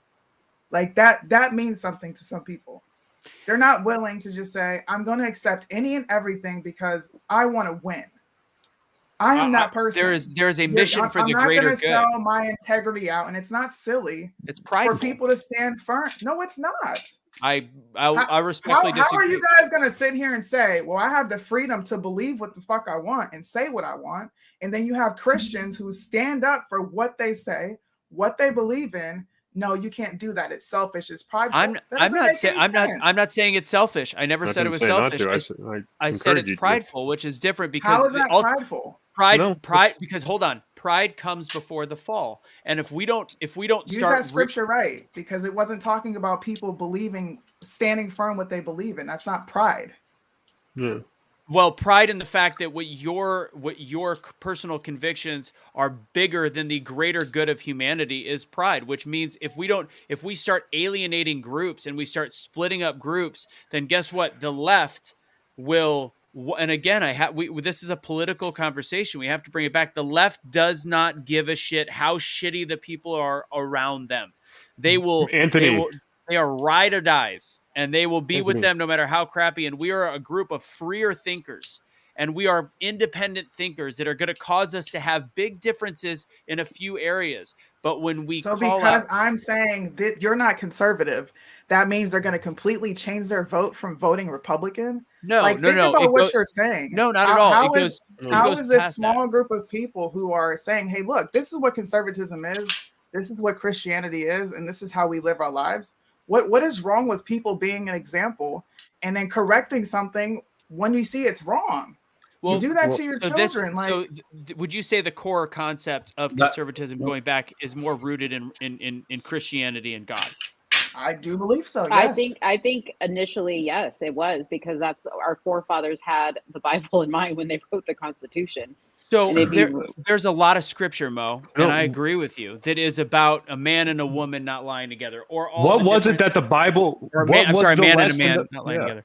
But I'm saying there's a whole bunch, but there's also a whole bunch of let God do the work. Let him be the judge. Let him judge. Judge not that you will not be judged. Let's see. It's not the fact that it's God. It's the value the Bible gave them. It's not the fact that Christianity it's there. It's the fact that you cannot read the Bible and understand that the individual is the most important person, that the individual is the ultimate minority, that the individual has rights, has inalienable rights given to them by God, by the Creator. Right? That is what they are extracting. And they use the Bible to get there, yes, but they use the Bible to give the values necessary. If you live by these values, regardless of where they come from, these are the values that are necessary. We get them from the Bible. I hope the Quran also gives it, the Eightfold Path gives it, right? The Tao Te Ching. These things all have impact. They have import. They have what they give you is a set of values that comes beyond us. Why it's important? Words have meaning. I am not a conservative. I happen to be conservative, right? I happen to like traditional values, but to come out and say that somebody is a fake conservative because they're a log cabin Republican, no, you're a fake conservative when you do not believe nor live by the values you espouse. And that is what the log cabin group is. I've done my research. I've read every piece of legislation that they've tried to push through, and it goes directly against what any conservative believes. How do you say you believe in tradition, but also believe in same-sex marriage? I'm sorry if that hurts someone's feelings, but those two don't align. They don't. I agree with that. And we are allowed to point that out and say that is a grave hypocrisy, and that is not representing what conservatism should polygamy is. be allowed? Should polygamy be I'm not encouraged? getting on that subject because we're talking because that came first. Traditional value. Traditionally, in the Bible, polygamy was the answer. Traditionally, it was not. It was implemented for certain people for a certain period of time, and there was a reason they were doing it. This is what I mean by people not representing the Bible well. Because you saw Abraham, Isaac, and all these people that have multiple wives, and that applies to the rest of the general public. There was a reason that those guys had multiple wives. Read why God gave them those wives. God also said, whoever believes in him shall not perish and have eternal life, no matter what their sexual preference is. You also have to be living the life, because faith without works is dead. I can do this all day. It's I get it. Okay. But again, is that your that's place? The Bible. Is that your place to judge?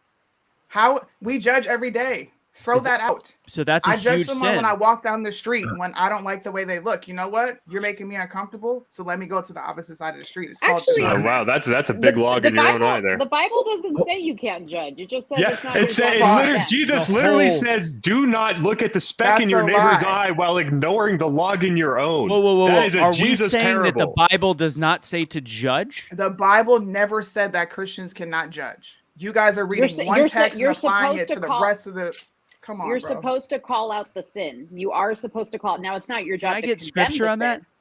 I'm honestly curious. I want to learn. Where does it say? Read the whole chapter. Not where is it okay to judge another man? And also somebody asked the question: Can a liberal also be a Christian? And so there's multiple definitions to the word liberal. And again, I do think I have some liberal ideologies. I am not left in any way, shape, or form.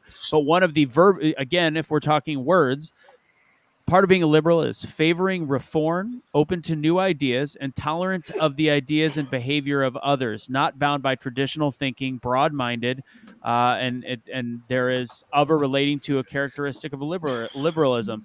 I can consider myself a liberal. I consider myself progressive in terms of that, and I am Christian because I believe in God. I am what Sunni would consider a lukewarm Christian. But I am a Christian. Well, you know what? Every man's journey with God is their own. It is unique, and it is an individual experience, which is why the Bible is so interpretable. Every individual will have their own interpretations, and that is God's gift to us. And that is what our country was founded on. Furthermore, like this is where I think the point becomes clear that where Sunni you disagree with Russo, and Russo you disagree with Sunni. There seems to be a number of different thought processes here. This is what is great about our country. This is true conservatism. Like this conversation is conservatism to a healthy degree. And that's something that I have to point out in unity, which is that, look, we all are taking our individual prejudices and putting them into this ideology we call conservatism. Conservation of our country is important. And our country was founded on freedom of religion. So if you're going to take freedom of religion and apply that, well, I get to make the call on who's Christian or not. You're not following in the fundamentals of our country's founding, which is I follow Christian, the Bible. That's the difference. I don't worship this country. But you don't have that's fine. You don't have to worship the country. But what I'm saying is, nonetheless, if you're going to use conservative as intersecting dialogue to Christianity, we have to recognize there are multitudes of religions that don't believe in, pagans. They don't believe in anything. Let me ask you this question. Why is it that any other religion can practice the way they believe and you all accept it? We can't say anything to the Muslims. You can't say anything to the Jews. You can't say anything to any other person that's worshiping. We have to respect how they worship. That is what this country has done in the past 20 years since I've been alive. I watched it when I came up in school. They took prayer out. They took the Bible out. But you can have 5 times of prayer as a Muslim. You can do what you need to do as a Buddhist. But anytime a Christian stands firm on what they believe, well, you're not allowed to do that. Why? There's a difference. Why? That's a power thing. Country, we also call out when Muslim. Well, our media doesn't. We don't know enough about Islam to know when someone's a bad Muslim or when someone's a bad Jew or when someone's a bad Buddhist. That is the point. We know when. That's the point. Is I know when someone's a good Christian is not a religion. It is a set of beliefs that are fundamentally agreed upon across the board for a multitude of people. There are different sects of Christianity specifically for this reason. How they worship, except for a Christian. Why? So explain to me then how you get the Catholic Church and you get the Protestant Church. You're not answering my question. I'm not talking about denominations. Well, they're both Christians, but you are. Because if you boil it all down, I don't even believe in denominations. So stop placing what you believe onto me because I don't buy into that. Those are man-made doctrines. They're two different beliefs. They have two different applications of the belief, right? What does Christians that have and Catholics. To do with what I'm asking? Because there are Christians that believe. To do with what I'm asking. There are Christians that believe in gay marriage because you can use the Bible to do what you want. You can use the Bible to justify socialism. Jesus would have wanted us. It says in the Bible that Jesus tells us to give to those around us, to give when we give everything we can, right? So therefore we should do that. That sounds like socialism to me. What does that have to do with every other religion? Because if you say the requirement if you say the requirement for being a conservative is being a Christian, you are not answering my question, and I'm getting frustrated. Yeah, sorry. I'm asking you a very pointed question. Very pointed. This is this question and this question alone. Why was prayer removed from school? Why was the Bible removed from school? If your question is why was the Bible and prayer only Christian Bible and only Christian prayer, because there's an actual war on ideology going on here. There's an actual why is it that my children? Why is it that my children have to learn about Muslim ideologies. let and me thought patterns. take Wait a let me minute, take let this me finish. because of hold on, Kevin. So yeah. I agree with you, Suni. I think it's awful, and this is where the bigger question comes into play. If somebody is a Christian and believes in the bulk of Christian values, whether they are gay, purple, brown, whatever, woman, I don't care. So if they believe in the core principles of Christianity and they are willing to fight for your children, just like you are, to make sure that their voice is being heard, so that their religion can be practiced freely in school, so they don't have to learn things about all the Muslim prayers and not learn anything about Christianity. Wouldn't it be better to have power and numbers and create a movement of like-minded, for the most part, people? Again, this is where the bigger picture is of value. You can disagree 100% with the gay lifestyle. I'm going to I'll play an audio of Cash at the end of the show, and it's the same concept. I'm not gay. I don't have any of that concept. I don't know what that. But you know what? If somebody wants to be an atheist or wants to be whatever, but they believe in the freedom of religion in this country, they believe in the freedom to not have mandates. Why do we feel the need so much to fractionalize, split ourselves apart, and tear each other down to a point where we all of a sudden are separating into multiple groups? We will lose that way. Your son and daughter, your children will end up losing. That's why it matters. You will lose. We will lose, and they will end up with. We've lost to this point. Your kids aren't learning that they're not allowed to pray in school. So that's because why people, number matters. you know why? Because Christians are punks. Because they don't push back like Muslims do to have their things heard in this country. They go to every single piece of legislation that's being pulled. They make sure they're represented in Congress. They have no problem outwardly showing that they're Christian and Muslim, and they believe what they believe. Christians are punks because people put us into corners and force us into submission. That's a different because argument. What I believe makes you feel bad. So what? It makes you feel bad. It's my fucking belief. And just who cares what it makes you feel? To back Suni here, guys, I know many. I agree with that. And it 100% is that way. And I agree with that 100%. My biggest thing that I see with this is, where does this bring us together? If we're saying conservatism and being Christian are tied together, but we are judging people by making their own decisions, how is that going to unify anybody to make a positive decision? Well, I want to address Suni's last point. Yeah, there is a lot of Christians being punks, because I am going to get to your point, Casey. Yeah, there is a lot of the reason why is because there's an actual cultural Marxism requires that Christianity be excommunicated from the public institutions Sure. Because there's a lot of Christians, and Christians are generally, being the mass majority of the population, sit in the seat of power that cultural Marxism requires be destroyed. The reason why most Americans are religious in some way, shape, or form, and that's what it comes down to. But you need to get that religious urge diverted. Jonathan Haidt's moral foundations theory is a very good argument as to why conservatives tend to differ with liberals on things such as care or harm, fairness and cheating, loyalty, betrayal, authority, subversion, sanctity, degradation. It's that fifth one especially where you see the biggest difference between conservatives and liberals. And what it comes down to, the reason why this is important and how you use it to motivate people, and why it's so important to use it to motivate people, is because you have to be able to identify what is at the core of the values themselves to find in common with someone, right? You have to be able to find that commonality. I'm a Christian, you're a Christian, cool. Well, I'm a Christian that believes in this part, right? Well, I don't really believe in that part. I don't believe in the firmament. I don't believe in that Revelations is to be taken literal. Well, I do. Well, there are differences within Christianity. You have to be able to identify the values, and that's how you bring people together on this kind of stuff, is once you can figure out the values and you can figure out what's important and what's not, you can at least make the steps to stop the evil that is the cultural Marxist revolution. I think that's pretty valid. I agree. I agree with that. I do agree with that. I think, and let's tie this back to yesterday's conversation that we had.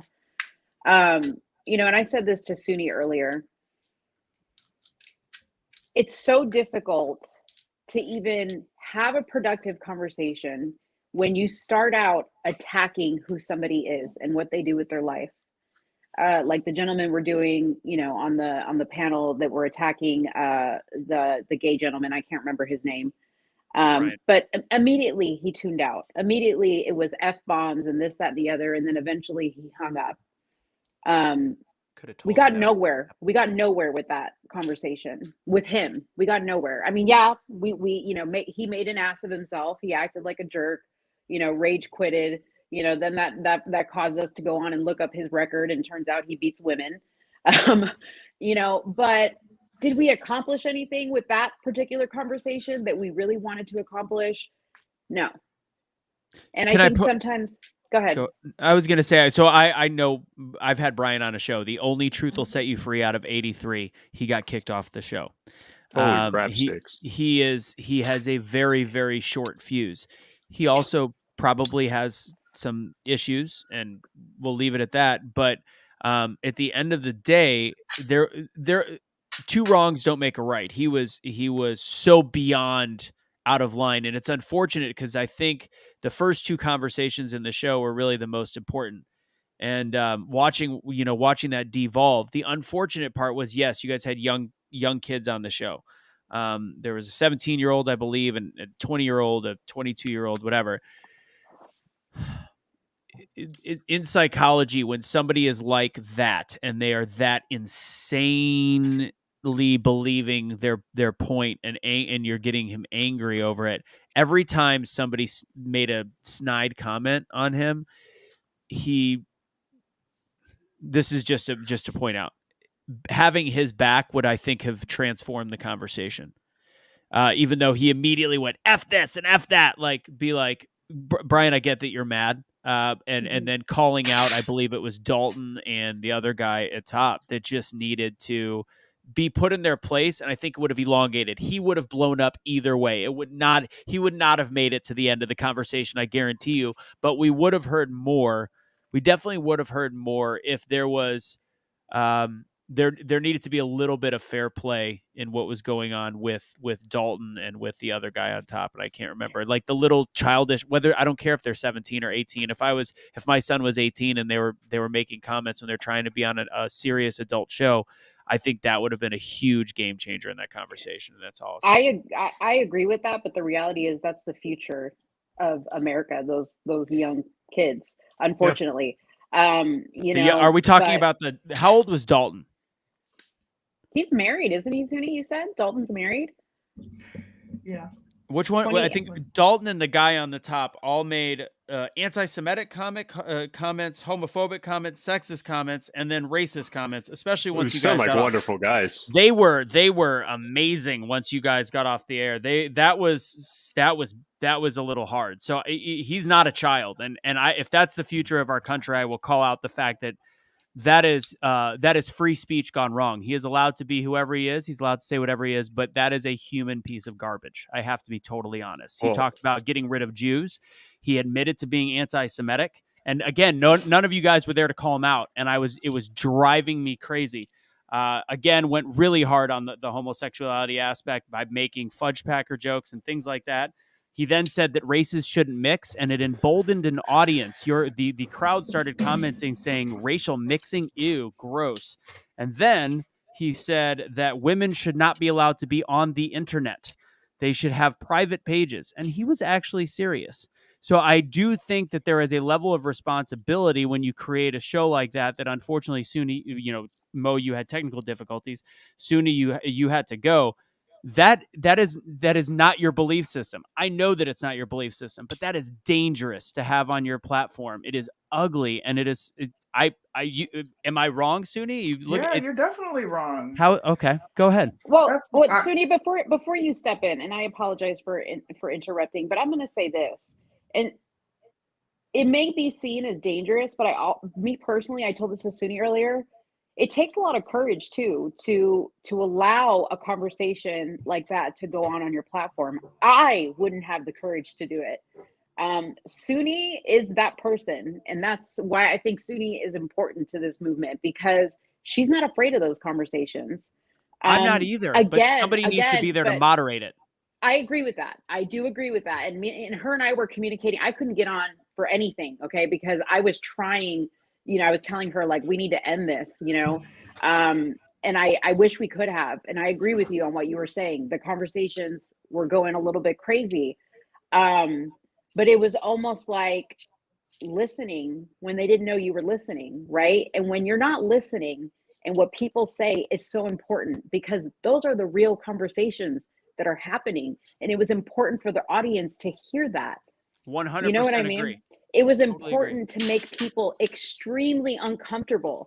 And that's what Suni does, is she makes people uncomfortable. But when Suni would have been there, if Suni would have been there, then you could have seen a counterpoint. Instead, it was just a cesspool of hate, showing exactly what conservatives are deemed from other people. Those left. people aren't conservative. God agreed. Now, to me, yeah. and that's actually my main point. To me, that is the definition of a fake conservative. There was a Clubhouse conversation going on at the exact same time as your show, which was super weird, saying, when are we going to call out fake conservatives? And when I switched over to that and was listening to both things at once, they were talking about the alt-right, the people that are not accepting of others, the ones that are not living in love and biblical harmony. Those are the ones that are the fake conservatives, which I think is an interesting counterpoint to this conversation. And again, but did they say they were conservative? I thought they said that they were groypers or whatever that is. Yeah, they're groyp. They're freaking groypers. Groypers are a special kind of human being that probably, generally, usually thinks that they're the smartest person in whatever room they occupy, whether it's true or not. They're the same people that have been told their entire goddamn lives that the only thing that matters to anything is intelligence. Therefore, that's the only thing that should ever be considered. Therefore, those who are most intelligent should dominate. Why am I not dominating? Wait a second, guys. I'm smart. I should be dominating things. I have to have social skills. I have to treat people with love and kindness. No, that does not work. I'm intelligent. It is this belief that I've had to deal with these guys on so many occasions on my school campus. They consider them. Groyper is considered a white nationalist. Nick Fuentes is their Lord and Savior. He's the one that started the Groyper movement, but they're generally Christian conservatives. They believe that they're following the Bible, and then they'll start throwing out IQ statistics for sub-Saharan African countries in comparison to America and twin studies and all this other crap, and completely ignore any and all factors that are anything but race. Are you saying if I say 60%, I'm always right? Yeah, pretty much. They're a very special breed of person, and they're broken, and they're in need of love, and they haven't really gotten a lot of it. So, back to my original point. What is the purpose of this conversation on identity politics? And I know that when Suni talked later, Suni, you talked about the fact that we are so okay with calling out the black community, which I don't agree with. We're okay with calling out black criminals just the same way as I would if a gay man killed somebody or robbed something, I would call out the gay man, or I would call out the statistics. Why is it that why are we playing such identity politics when, I mean, a lot of the conversations that I had at the Great American Summit with people that are, some of the influencers, some of the people, some of the goers there, the biggest deal we have to have right now is coming together and unifying against what we deem is evil across the board, which is controlling our children, being ultra transgender movement, not accepting, but being celebrating, like just. Why is it so important that we play this identity politics game when I personally don't believe it gets us anywhere in the long run? Then stop talking about black people. Stop talking about black criminals. Stop talking about the black community if we're not allowed to talk about the gays. That's my only But you're literally compromise. saying I don't talk about the black. I talk about black yes, crime. You do. Yes, you do. I talk about black talk about the black community. I was the first one. We've had several shows where we've talked about the fatherlessness, what goes on in the black community. Like, yes, you do. I never talk about that. To be very clear, that is So we've never had shows. We're gonna sit here and act like we've never had shows where we've all commented on the black community. We have conversations. I do all the time. Absolutely. Come on, man. I want you to know we have shows. If you listen to those shows, I am not one that talks about the fact of black fatherless homes. I don't. I talk about poor parenting. I talk about socioeconomic issues. I talk about a lot. If you listen to that, I avoid the topic of, because I think single parents I've argued this to the bone, I think single parents, although not always the majority, have created American sons and amazing sons and daughters in this country. So when I talk about the Black community, I talk about the criminal percentages. I talk about the pretty much the criminality. That's it. I leave it alone. If I'm talking about the gay community, I would be. I have no problem there if unless they are like there. There was a video that Kevin sent me earlier of a man and a wife, and the wife turned into a man, and then they had a daughter before then, and then they turned the daughter into a son when he was 2 years old or whatever it was. Yeah, that I've got a problem with because it's ridiculous. It's not giving a child rights. That I will call out. They weren't even gay. They were just broken. They were just. I mean, everything about it is wrong. But when somebody is like Brian, although again off his rocker, he believed in the same values as you, that men should not be married to men. And again, I Brian's a bad example because he was a lot, like a lot. But I'm saying that there is a traditional Christian gay man or woman that are considering themselves to be a part of a movement to make the country better, and they will be kind to their neighbors. I don't accept them, Russo. You accept them. Yeah. No, I don't have to. And I never said you did. I don't want to. That's I don't want to. That's because it doesn't go along with what I believe. You're asking me, what is the big deal? Why do we need to call it out? You know why? Because I want to be separated between the wheats and the tares. I want, for when judgment comes, the Lord to recognize that I stood up and stood for what was right.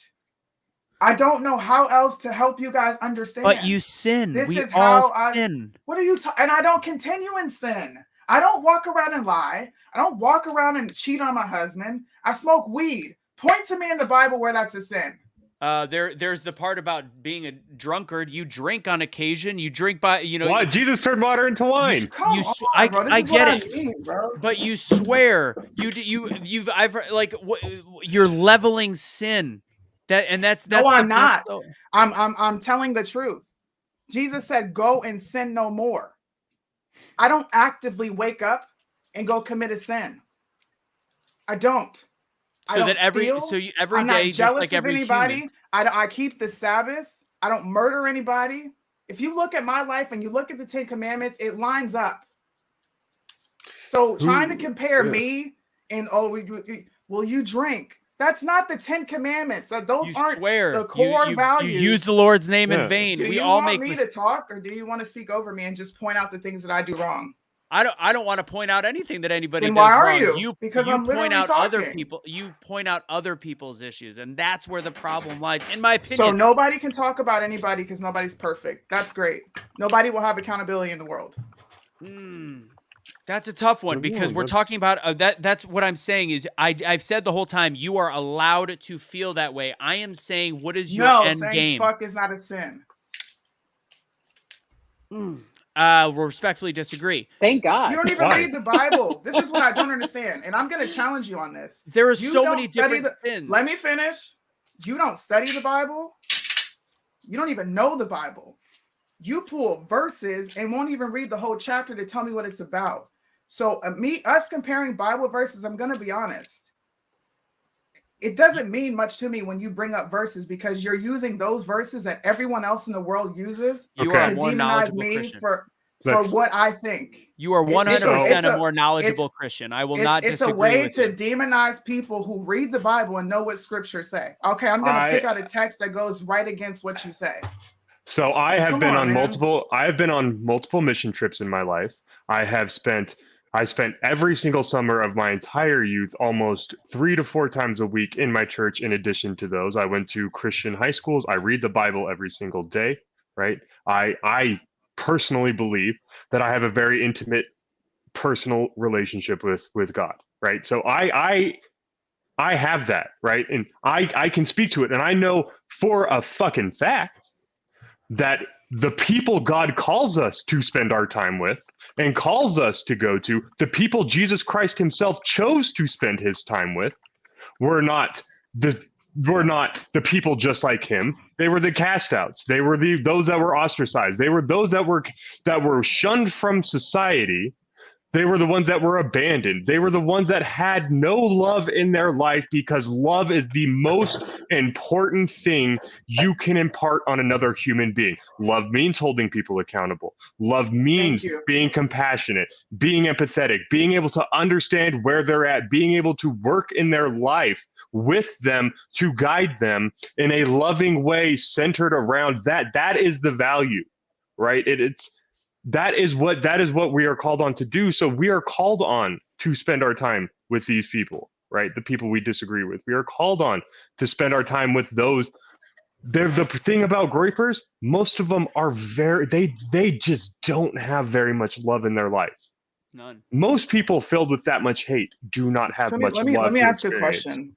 Yes. Do you guys know how many gay people I come in contact with on a daily basis?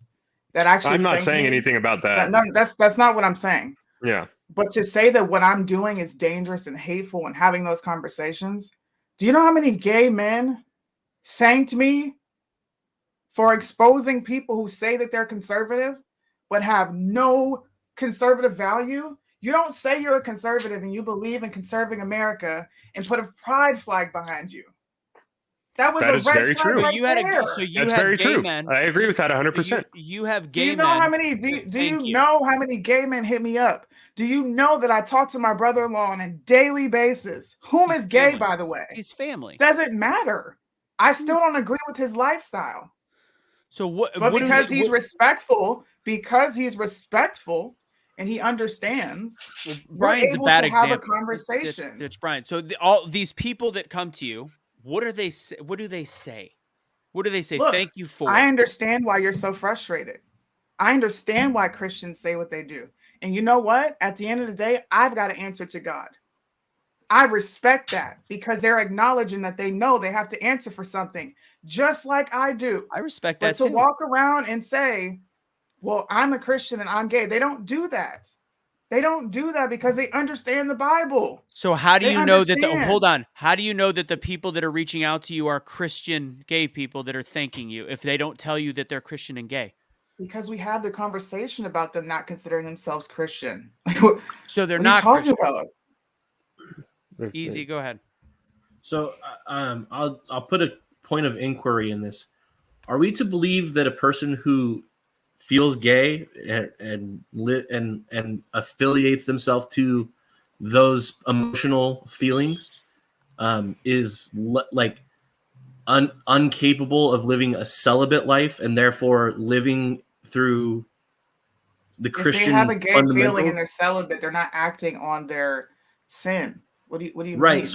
So just the follow-up question is, isn't that exactly what the Christian fundamental is do your best, and then so the question expounds is, if you have people saying that to you, then you have proof that there are gay people who are fundamentally Christian and therefore fit the mold for your conservative value. It's something that I find interesting that you seem not to be able to articulate well, at least in my opinion. I'm sorry if you can't understand it, but I've articulated my point extremely well. It's a belief I system. don't know how else to say it's an opinion of a belief system, but you are very true and strong to it, which I respect. I get that. And I am not saying you're not allowed to have that belief system. I'm saying we're allowed to debate whether or not there is a greater good. My mind goes to the greater good. I don't believe the singling out. And you may have gay men that tell you thank you. And I can't. They're honestly, they're all who matter in this situation. Anybody else's comments on this, you're not gay. So why anybody else feels some sort of way about it that aren't I could gay, tell you there's some gay people that really there's some gay people that really and you know what? That. And that's so fine. What? That's exactly. That's why America's care. great. Now this is the question. Your Christine says that you're coming from a place of love. She wants all people to go to heaven. So that goes back to the original argument, and it is an argument that we got in that starts with the way that you interact with a gay man when you are say talking to Brian. Again, it's a horrible example. He was the only one on last night. Your method of of conversation, do you think that is leading with love? Because you are right. You are allowed to judge based on the Bible. You are allowed to take accountability for fellow sinners, but the whole concept is leading with love. That's What what did I I've, say to again, Brian that wasn't with love? I what's that? barely even talked to Brian. I didn't even get a chance to really say anything to Brian other than correct him saying that no Republican LGBT movement is on this side. I said that's a lie, and I mentioned the log cabin group. But outside of that, I tried to calm people down. I'm like, hey, look, let's just calm down. I want to hear what you're saying. I asked him several times to talk. How else could I have done it?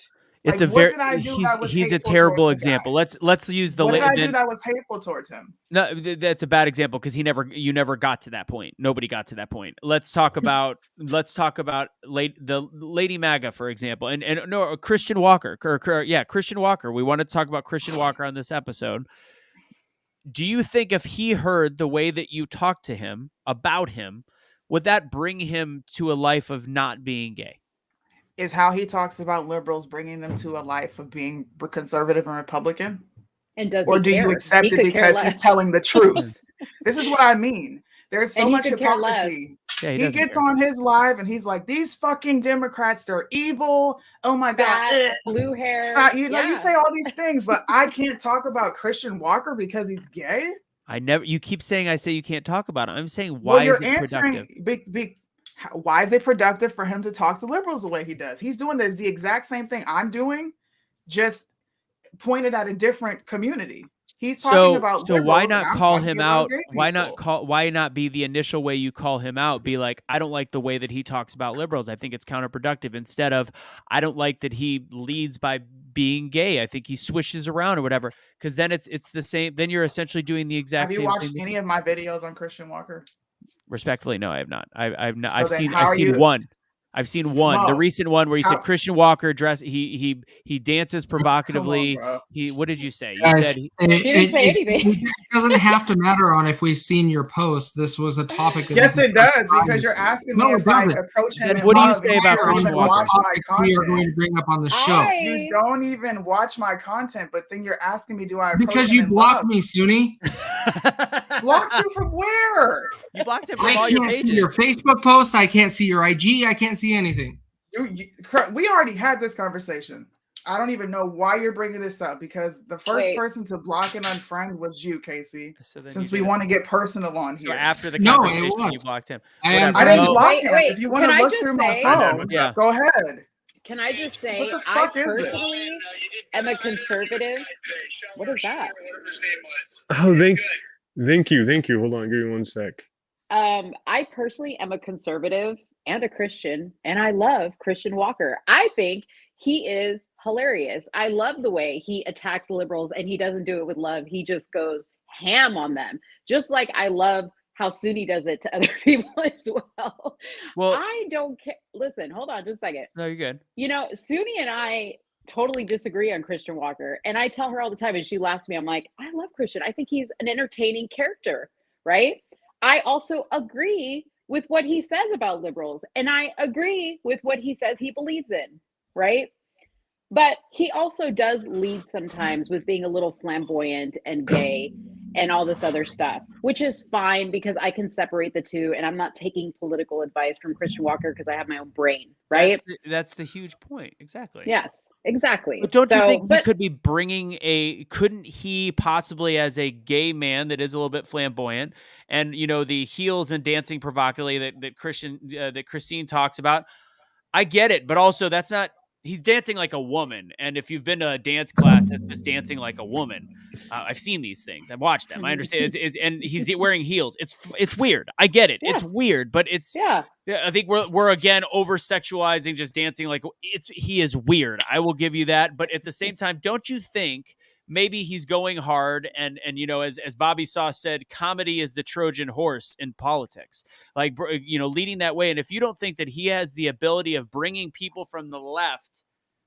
onto our side of overall political messaging, going, there's a gay guy maybe I'll listen. Maybe I'll at least engage in a conversation. And maybe there is some people on the left that are like, that crazy purple-haired woman that's wearing the BLM stuff is nuts.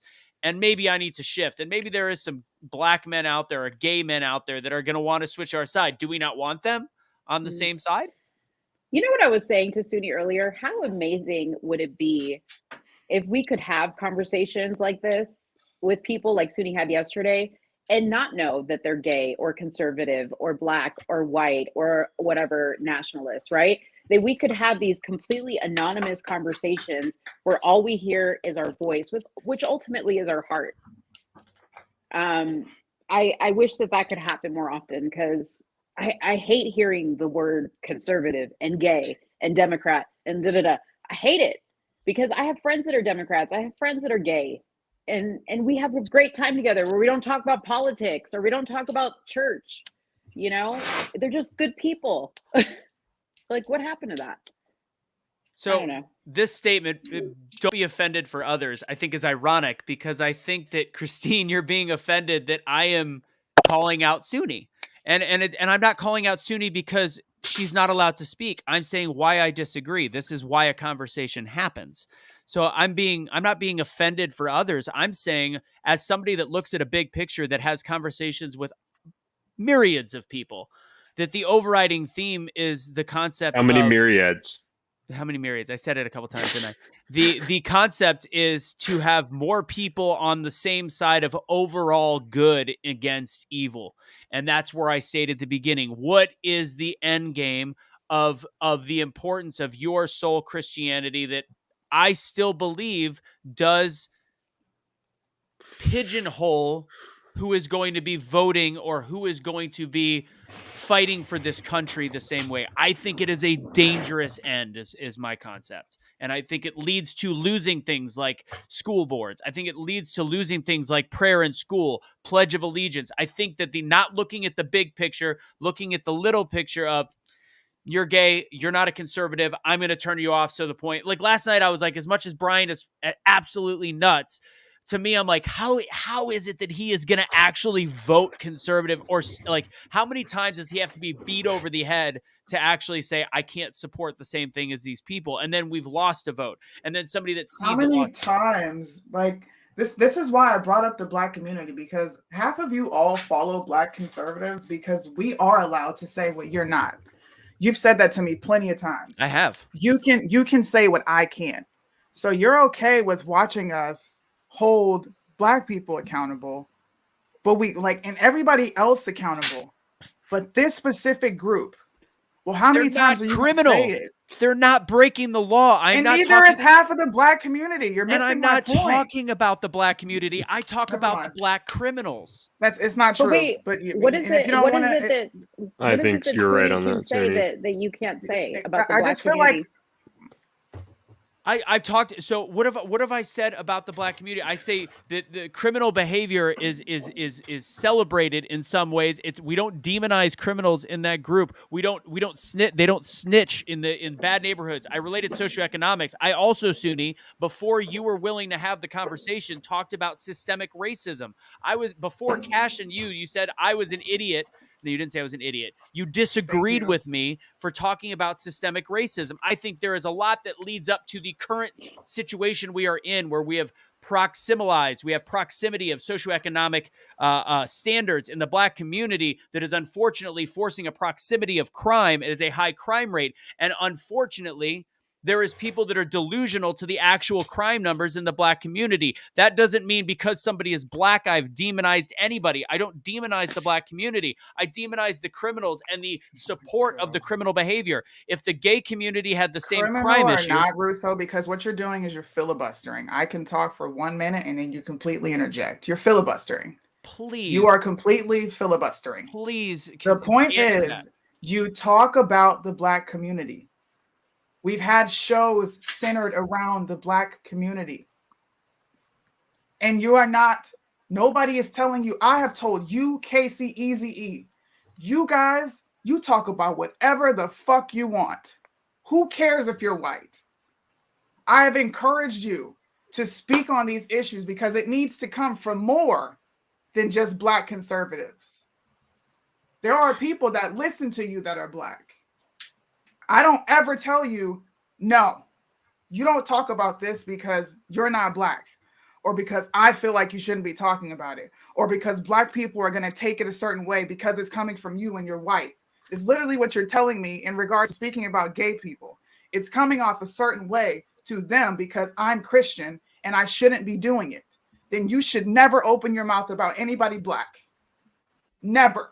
Whether it's criminality, fatherlessness, proximity, you shouldn't be talking about it. You're not Black. Yeah.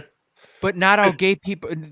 You're there's no laws being. I made my point. Kevin, you understood, right? Yes, I understood exactly what you're saying. Yeah, she has the same liberty to talk the way she does about the gay community as we do to talk about the Black community. Because guess what? We can talk about what the fuck we want. I don't think I've ever had a problem with. I'm not saying she has an issue of talking. I agree that she is allowed to voice her opinions. I am allowing myself to say why it doesn't work in the long run. The long game is it. So this is what I'm trying to line up. How does it benefit in the long run to call out all the things wrong in the Black community, but I can't call out the wrong here? It's not beneficial to call the wrong out here, but it's because currently the Black community votes predominantly left, and those and you're going to keep them voting left by pointing out facts. That's the best that I can do. That's point the out exact statistics. Same thing I'm talking about. So what is the fact on the gay community that they sleep with men? That's not a that's there's a very high rate of sexual molestation amongst the gay community. There's a lot. That's not a single fact that was ever brought up during last night's show, during any show. We're not talking about that. We're talking about the choice to sleep with a man. So if you brought that up, that's a different story. That's a fact. Instead, you are bringing up somebody's preference on who they are with, who they love, and then you're saying... I'm going to clear you up. Okay. And this is the last time that I will verbalize why exactly I speak on it. This is the last and the final time. I talk about any gay person that is supporting legislation that goes against everyone's freedoms here on this screen. I fight against the log cabin group, and I will continue. They push don't ask, don't tell. They sued our government. They're pushing for teachers to openly be gay in school. What does that provide for our country? And those are good points, right? If they're pushing for things that are not in line with the values that they should be pushing, then they must be called out on it. Because if you call yourself a log cabin Republican and then you're pushing for alternative critical theories, not just critical race theory, but there's a lot of kinds of theory, and there's a lot of cultural Marxism that goes into it. I love that word. Yes. This has nothing to do with who they sleep with. I have gay family members. Yeah. I don't talk to them and say, what did you do in your bedroom today? We don't even talk about the fact that they're gay. We don't talk about it because it doesn't matter. But when you keep leading with that and you keep pushing a narrative and you're pushing stuff that we are fighting against, we are supposed to call it out. So are you fighting against legislation? What are you fighting against? I just said I was. There's log cabin Republicans that fight against what would generally be considered traditional conservative values. So agreed. So can we agree then that there is at least one group of people that we all disagree with, which is the log cabin group? We generally disagree with them, right? So this is national where level probably. If that. Well, this for me is where that I don't have the conversation meets all of us in the middle. Is we can hate the legislative points. We can hate the ideology that is pursuant to that group. We can speak out against our desires to see them succeed in that. But one of the ways that I think, and again, I'm going to check myself here, but it is not unusual for you to take somebody in and try and teach them that, look, we have morals in common.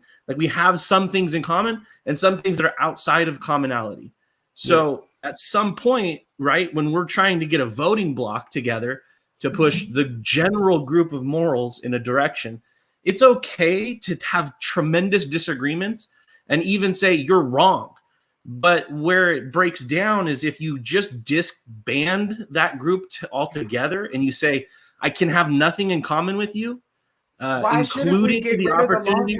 group if they're pushing for legislation that goes against what we're fighting. I agree. You're not hearing me. I'm sorry. Yeah, what it comes down to. But I have to see the actual legislation more. Go ahead, Kevin. Yeah, what it comes down to. I challenge you to go research. Go read every piece of legislation that they've stood behind. The only one that I support is them fighting against same-sex bathrooms. That is the only piece of legislation that I support that the log cabin has fought for. I've done my research. I don't speak erroneously on these subjects.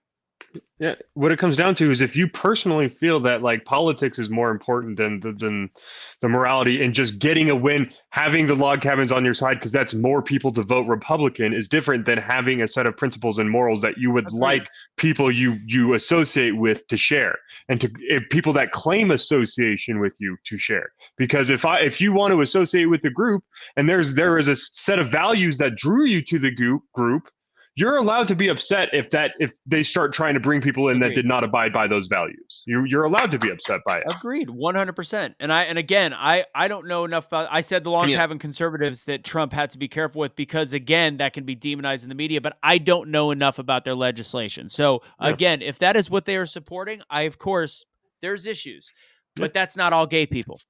I never said it was. No, I'm getting irritated. The log cabin Republicans are a very specific group of people. Very small. Very small. So, very specific. But we've also had the discussion that we should be calling out every. Okay.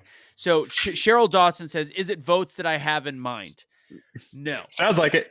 You keep talking about votes. That's why. That is why I'm addressing this point. I am saying that the way that we create change in this country is by unifying as a voice that is all in similarity and commonality together. And that does come the Borg. That comes from a lot of different levels. That comes from voting. That comes from being together in love, being friendship, understanding that we are like-minded. We are the same people that go against mandates, that are against what we believe in. Yes, we hate mandates. Man-girl dates only. These are the importance in terms of, is it votes? No. Is that one of the elements in this country? In order to get evil out, you have to be strategic. If you are not strategic, you will lose every fiber of your Christian belief system that you have. And that is my personal. Excuse me? It's already gone. So if it's already gone, then stand by your laurels, stand by your morals, stand by your beliefs, and watch it all burn to the ground. And maybe Jesus will come back, because that is the book of Revelations. It could happen. You can mock. I don't really care. That was an actual statement. I'm being that was not mocking realistic you about where this country is, and Christianity is something that is becoming obsolete. And that I'm just speaking the truth. It's becoming obsolete because the Christian religion has forced people out of it by not allowing there to be differences, by thinking so we should trade the day away. Once again, we should bend on what we believe. No, you should lead with love, like the core principle of the damn Bible. Bible. Is correction. I love my children enough to tell them when they're wrong. You could tell them when they're wrong. You could say, I disagree. That is called I disagree with your lifestyle. I still love you.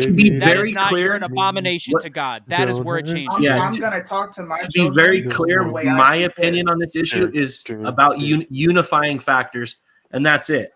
I would like to see more unity in our community, whether you're on this side of the spectrum or this side of the spectrum on your beliefs, is really, at the end of the day, something that is going to be debated until Christ returns, in my opinion, right? So we know that that's going to be a fact. So what we should be doing, in my opinion, right now, as a group of people, is finding the opportunities to be in unison and in tandem and walking in the righteousness wherever we can, whether that's with people that are not inherently righteous or whether that's with people who are more righteous than I'll ever be.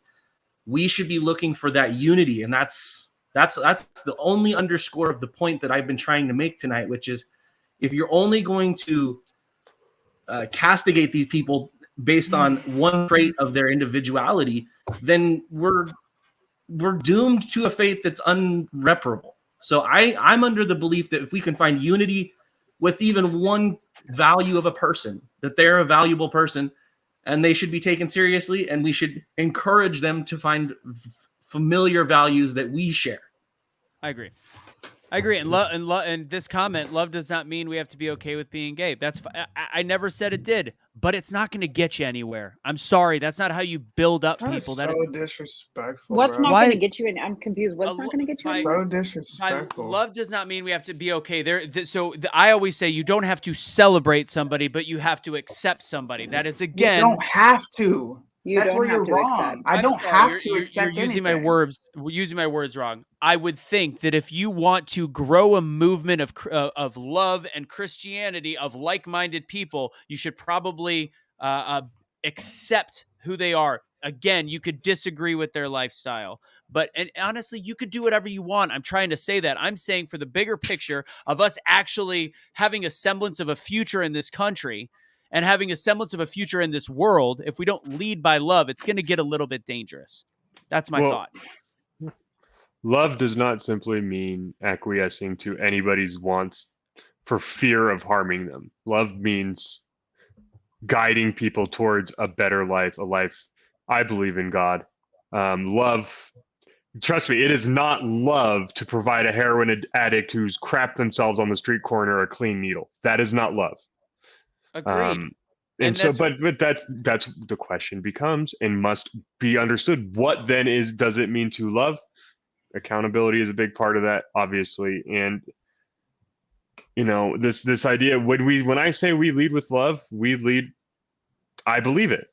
When you have someone around you that you love, you try to guide them to a best life. That does not mean hurting them in the process of doing it, like physically, but that does mean saying things that they need to hear and doing things for them, that they need done for them in order to help them out. There's a lot of ways love takes shape, but that's a fucked up comment to even put up there. Yeah. I don't have any issue with Blake, and everybody here knows I don't have any issue with Blake. I think that's already been talked about. So I can't bring up a comment. I think he brought up a valid point. So then explain it why that you don't have a problem instead of I'm saying not going to keep explaining myself. Like I'm not. I had the same conversation with Blake. The exact same conversation. I love you, but I don't agree with your lifestyle. He asked me, "Well, do you think I can be a Christian?" Honestly, in my eyes, babe, no. I don't understand why that needs to be brought up when we've already, the primetime Patriots phase has gone away. We've already had the conversation about why things went the way they did. Like, why bring up something personal to me when I've already spoke on it? Somebody asked a question. It's a show, and I think it's a valid point because a lot of these people have not heard the reasoning behind it. And as you just said, you explained it. You still can love Blake, but you don't believe that he is a Christian. I don't, and I love him to death, and I always love him. But we have the freedoms to think and say what we want. But it seems like if you don't say what the masses should be saying, or you're saying something that's going to hurt someone's feelings, then you can't say it. All right, let's play. Cash has got 6 minutes, and then we're going to wrap up the show. I know Kevin's got to bring his girlfriend chocolate, so Kevin, if you got to go, you can. But here's Cash's response to this conversation. Cash, go ahead and share your message on unity. Can you guys hear that? No, up the volume, dude. No, it's not coming through. Hold on a sec. Bum. Why is it not playing? Give me a split sec. Ooh, look at that lens focus. Look at how it's got such great lighting on that just recently trimmed beard. You like that? Are you pointing out how white he is? Yes, I believe so. Let's go ahead. Let me change it to this. Give me a split second again. And stop screen and share. I didn't know the audio would come through the computer instead of the. So here's a text or a audio from Cash. Here, this should work. Let's give this a shot. Cash, go ahead and share your message. Is it not working? There it goes. Okay. On Unity. All right. Well, first off, I just want to say I hope everybody's having a great day. I miss all of you guys, and I can't wait to be back home with you. But yeah, I got a couple of thoughts, man, about unity. Especially being inside of here, and I'm not going to take up too much time to do it. But going into it, I just want to say America was founded on a belief that all men could be equal. created equally by God. All right, all men. It doesn't matter your race. It doesn't matter your religion. It doesn't matter your creed. It doesn't matter your job description. None of that matters. It doesn't matter what nation you're from. All men are created equally. All right, with certain unalienable rights.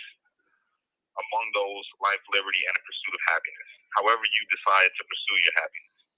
Some people might not agree with the way that you do it, but it's your right to. As long as you don't defraud someone, as long as you don't harm somebody, and as long as you don't, steal, then you're good. You haven't broken any laws. So in this country nowadays, you see people split up over things that I would think in this day and age that we would be past. We would be past these things. Like, I'm gonna use this religion, right? Religious freedom. You have the freedom to worship whatever you want. If you want to worship God, if you want to worship a doorknob, if you want to worship the devil, whatever it is that you want to worship, which I don't recommend you worship the devil, but people do that, and that's your right. You know what I'm saying? And it's my right to have an opinion about it. But it's not. I don't have a right to keep you from doing it. That's the difference. So, gay marriage. Gay marriage is something, people, it gets touchy. People think, a person shouldn't be able to get married to the same sex. Well, just because, like me, I don't agree with it. I don't think that, that's something that I would do. And that's what I mean when I say I don't agree with it. Like, I don't disagree with it, and I don't agree with it. It's just I don't want to marry a guy. You get what I'm saying? So I don't care what somebody else wants to do. If somebody else wants to marry a guy or a girl, marry a girl, then that's their business. If that's their pursuit of happiness, then who am I to say that they're wrong? That's not my place. And then you try to use the religion in the mix of that, you can't do it. You can't use religion to say that somebody can't do something. You can say, I don't feel that it's morally right, and that's your opinion. But to say that somebody is less than a human or less than a person or less than a Christian or whatever because they decide to is wrong. Because God gave everybody the free will to choose to do whatever they want to do. And he is the ultimate judge at the end of it. And the only person in the Bible is somebody who's perfect. You're perfect, then you can judge. That's why he had a woman that was before him caught in adultery. All right, Mary Magdalene. Y'all heard the story. Mary Magdalene was caught in the bed with another man who was probably married, and they were fornicating, committing adultery. They grabbed her and they threw her before Jesus. And they said, they used the law. They used the law against them. They used the scripture. That's the law at the time, scripture. They used the scripture and said, the scripture says that this person is supposed to be this, and this. We're supposed to stone her. He said, Jesus stood up and said, well, let he who is without sin cast the first stone. And everybody dropped their stones. So then Jesus came up to Mary and said, woman, where's your accusers? That's exactly the example that we're supposed to follow. You got to drop your stones. If you're judging somebody and saying that they're less than a Christian or less than a conservative or less than a human or less than an American or less than anything based off of your belief, that's just wrong. This is America. This is not Rome. This is America. This is not Russia. This is America. This is not China. Over here, we don't persecute people based off of our beliefs just because we believe differently than them. That's the whole point of our country. We're allowed to have different beliefs and still thrive and be the greatest nation on earth and have a democracy where we take a vote if we agree with this or if we don't agree with this. That's the point. So we got to stop this division that we got amongst each other. If you don't agree with something, that's fine. That's one thing. Don't agree. You have that right. But don't make somebody feel bad. We're countrymen and countrywomen. We all share the same land. So how are we going to make each other feel less of a person or less than an American just because of our beliefs that are ill-founded because you finally found some religion or you educated yourself in a certain way that somebody else didn't? That don't make you better than them or give you the right to judge them. So if we're going to have real unity and we're going to call ourselves Americans and say that we want to be the change in this world, you got to first start changing the way that you treat people and how you perceive things, or at least your response into situations that you don't agree with. That's not going to breed unity. That's only going to bring division. And we're going to be in the same spot that we were in 2020. And I'm not trying to go backward. We got to go forward. We have to go forward. And we got to get better. So the only way to do that is to stop the judging. All right? Lead by example. If you're going to tell somebody not to lie, well, then you don't be a cheater. If you're going to tell somebody not to be a cheater, then you don't be a thief. If you're going to tell somebody don't be a thief, well, you don't be a fornicator or whatever, a drunkard, whatever you want to call it. And I only say that using religion because that's what some of you people go by. Is you go by the religion and say, well, this person's this, and well, you have sin too. So drop your stones. He who is without sin cast the first stone. Forgive. That's what you have to do. Show mercy, compassion, forgiveness. That's the way that we bring unity. That's the way that we heal. And that's all I got for you guys for now. All right, I love y'all. Don't fight. Be a street light. Only you can be the change that you wish to see in the world. And when you get too stressed out, remember to pray, America. Because without God, everything falls apart. I love you guys. I hope to see you soon. Peace.